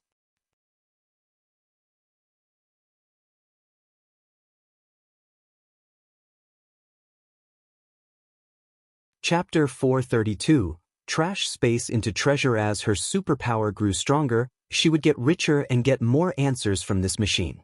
For example, if she got some precious and good things but had no idea what they were, she could come to the machine and try to figure out the significance of it through the machine and find the answer. For another example, if she wanted to know how to process some kind of tea leaves, she could turn to the machine and get the instructions here. When it was upgraded to another degree, she would have no problem improving the current technological problems, rakes, or the farming tools. The grids and boxes leaning against the wall were all for storage. She could put everything that was not alive inside. Each grid had a volume of 100 cubic meters, which would be enough for her for however long it was. They could be categorized neatly, very handy. Not all the grids were activated, but the very bottom row was already enough for her. That pleased Qiao Xian a great deal. The trash space had already been updated to turn into a place of treasure. She just could not help but give it a try, so she picked 2 leaves of golden sprout, put them on the screen of the machine, and read inside her heart. Soon, there appeared a line that displayed the name, features, and fragrance along with the processing methods for the golden sprout clearly. What was more magical was that due to the special connection between her conscience and the things in the space, she only read it once and remembered it all. That was wonderful. As long as the processor was skilled and good at processing the tea leaves, it would not matter if he did not know how to process golden sprouts and lavender. She had not done it before, but she had a lot of knowledge with her. After this, Qiao Xian put some leaves of fruit trees and gastrodia so as to find out some instructions about them. For example, how should gastrodia be planted and taken care of, and how it should be used, what could lemons be used for, and how to make the best plum wine and dried fruits, etc. She was having great fun with it. She did not leave the place until a long while later. Back to where she lived, Qiao Xian put her money, land contracts, as well as the excellent garments and jewelries along with the extracted oil from flowers into the space. She finally felt much more assured. In this way, she would never worry about thieves. This place was completely safe. How wonderful! Xiao Yunduan was very surprised to see that she was walking proudly and cheerfully. He couldn't help asking her, "Mind sharing the good news with me?" Qiao Xian looked delighted, but she could not reveal too much, so she smiled brightly hearing her husband's question. "I am just very happy. Look at my mushrooms, they are so well harvested, and our new house is almost done. Everything is great." Xiao Yunduan nodded and laughed. "Yeah, everything is great, we should be happy." "Yeah." They smiled at each other. The following day, Qiao Xian and Xiao Yunduan went to the Zhang village again.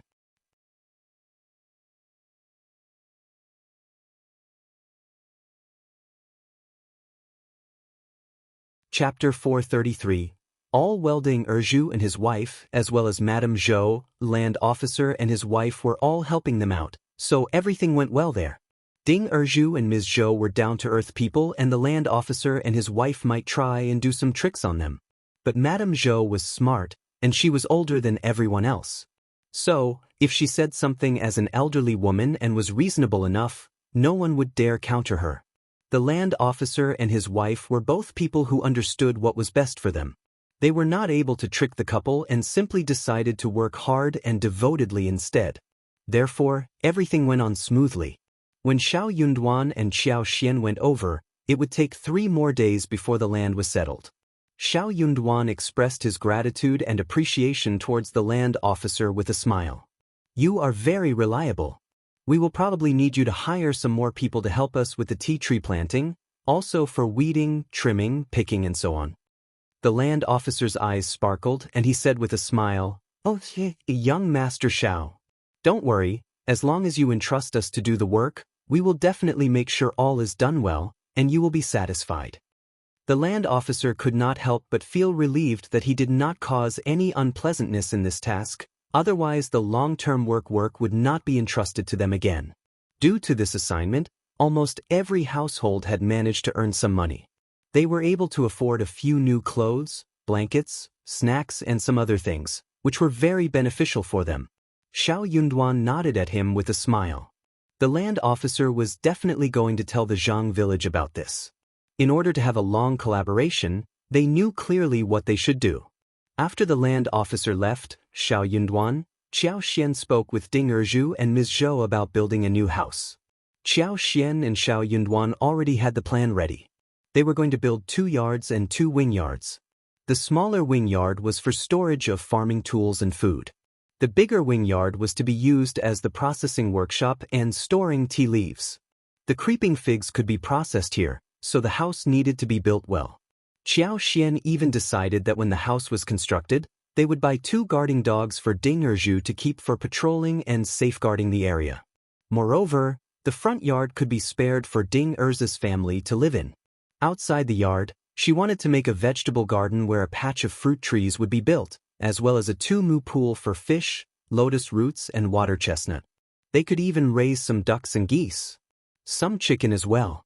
They would even come over to enjoy a few leisurely days. When the house was finished, the craftsmen could come and start the construction here. They were definitely going to finish the construction before the new year. Ding Erzhu and his family did not need to worry about the hut that would leak wind. At that time, Madame Zhou could help to take care of the grandchildren and keep an eye on the workers. Xiao Yunduan and Qiao Xian believed that it was a good plan. Madame Zhou was smart and capable. She could watch the workers for them whilst teaching Ms. Zhou how to deal with the situation, so Ms. Zhou could learn these skills for future tasks.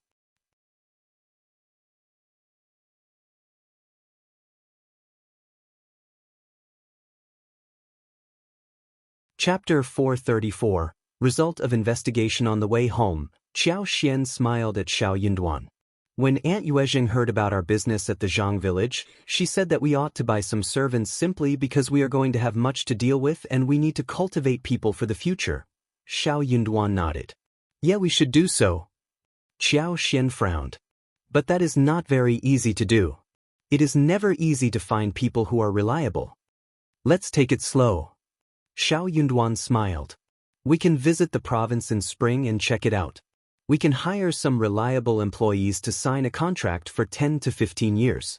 In this way, we will have some people working for us in the long term. Qiao Xian's eyes sparkled. Yeah, true. As long as we are able to afford the laborers, we can always get good ones. She thought for a while and smiled. We can even ask Aunt Yuezheng to help us as the middle person. With her around, I am sure we can hire better ones. Xiao Yunduan nodded and smiled. Yeah, there are a few tenants who seem nice. If they want, we can hire them and sign a contract with them for 10 years or more. Qiao Xian felt assured when this issue was solved. Otherwise, she was really wondering what she should do in the long term. They needed to hire the local villagers, otherwise there would be conflicts. But if they all hired people from the Zhang village, there would be the possibility that they ganged up together to create trouble. If something happened, they could handle that, but the trouble was after all trouble, and it should be avoided in all probability. So, they needed to work it out in a good way. If they bought the employees, they could just work together with the tenants who were not from the Zhang village. Then, they could select some good ones from the Zhang village, so that they could maintain a balance for future development. At the Yuezheng family in the province, Ms.Mi Jr. was used to reading people's thoughts. She believed that the first section of the family would never cause any trouble because they always wanted to keep old master steady. She was already used to that. Therefore, she was bold enough to spread the rumor through her maid. In her opinion, there was no point in fearing that the first section of the family would get to know about her deeds. It was always going to be forgiven anyway, wasn't it? It was the first section of the family who wanted to stay away from trouble. Therefore, when Ms.Mi spoke of the investigation and got support from Madame Yuezheng, Ms.Mi Jr. did not really care. She felt that Madame Yuezheng was just saying that casually and Ms.Mi was not as strong as she looked. She would not dare to cause any trouble. She would not want the first section of the family to be disturbed.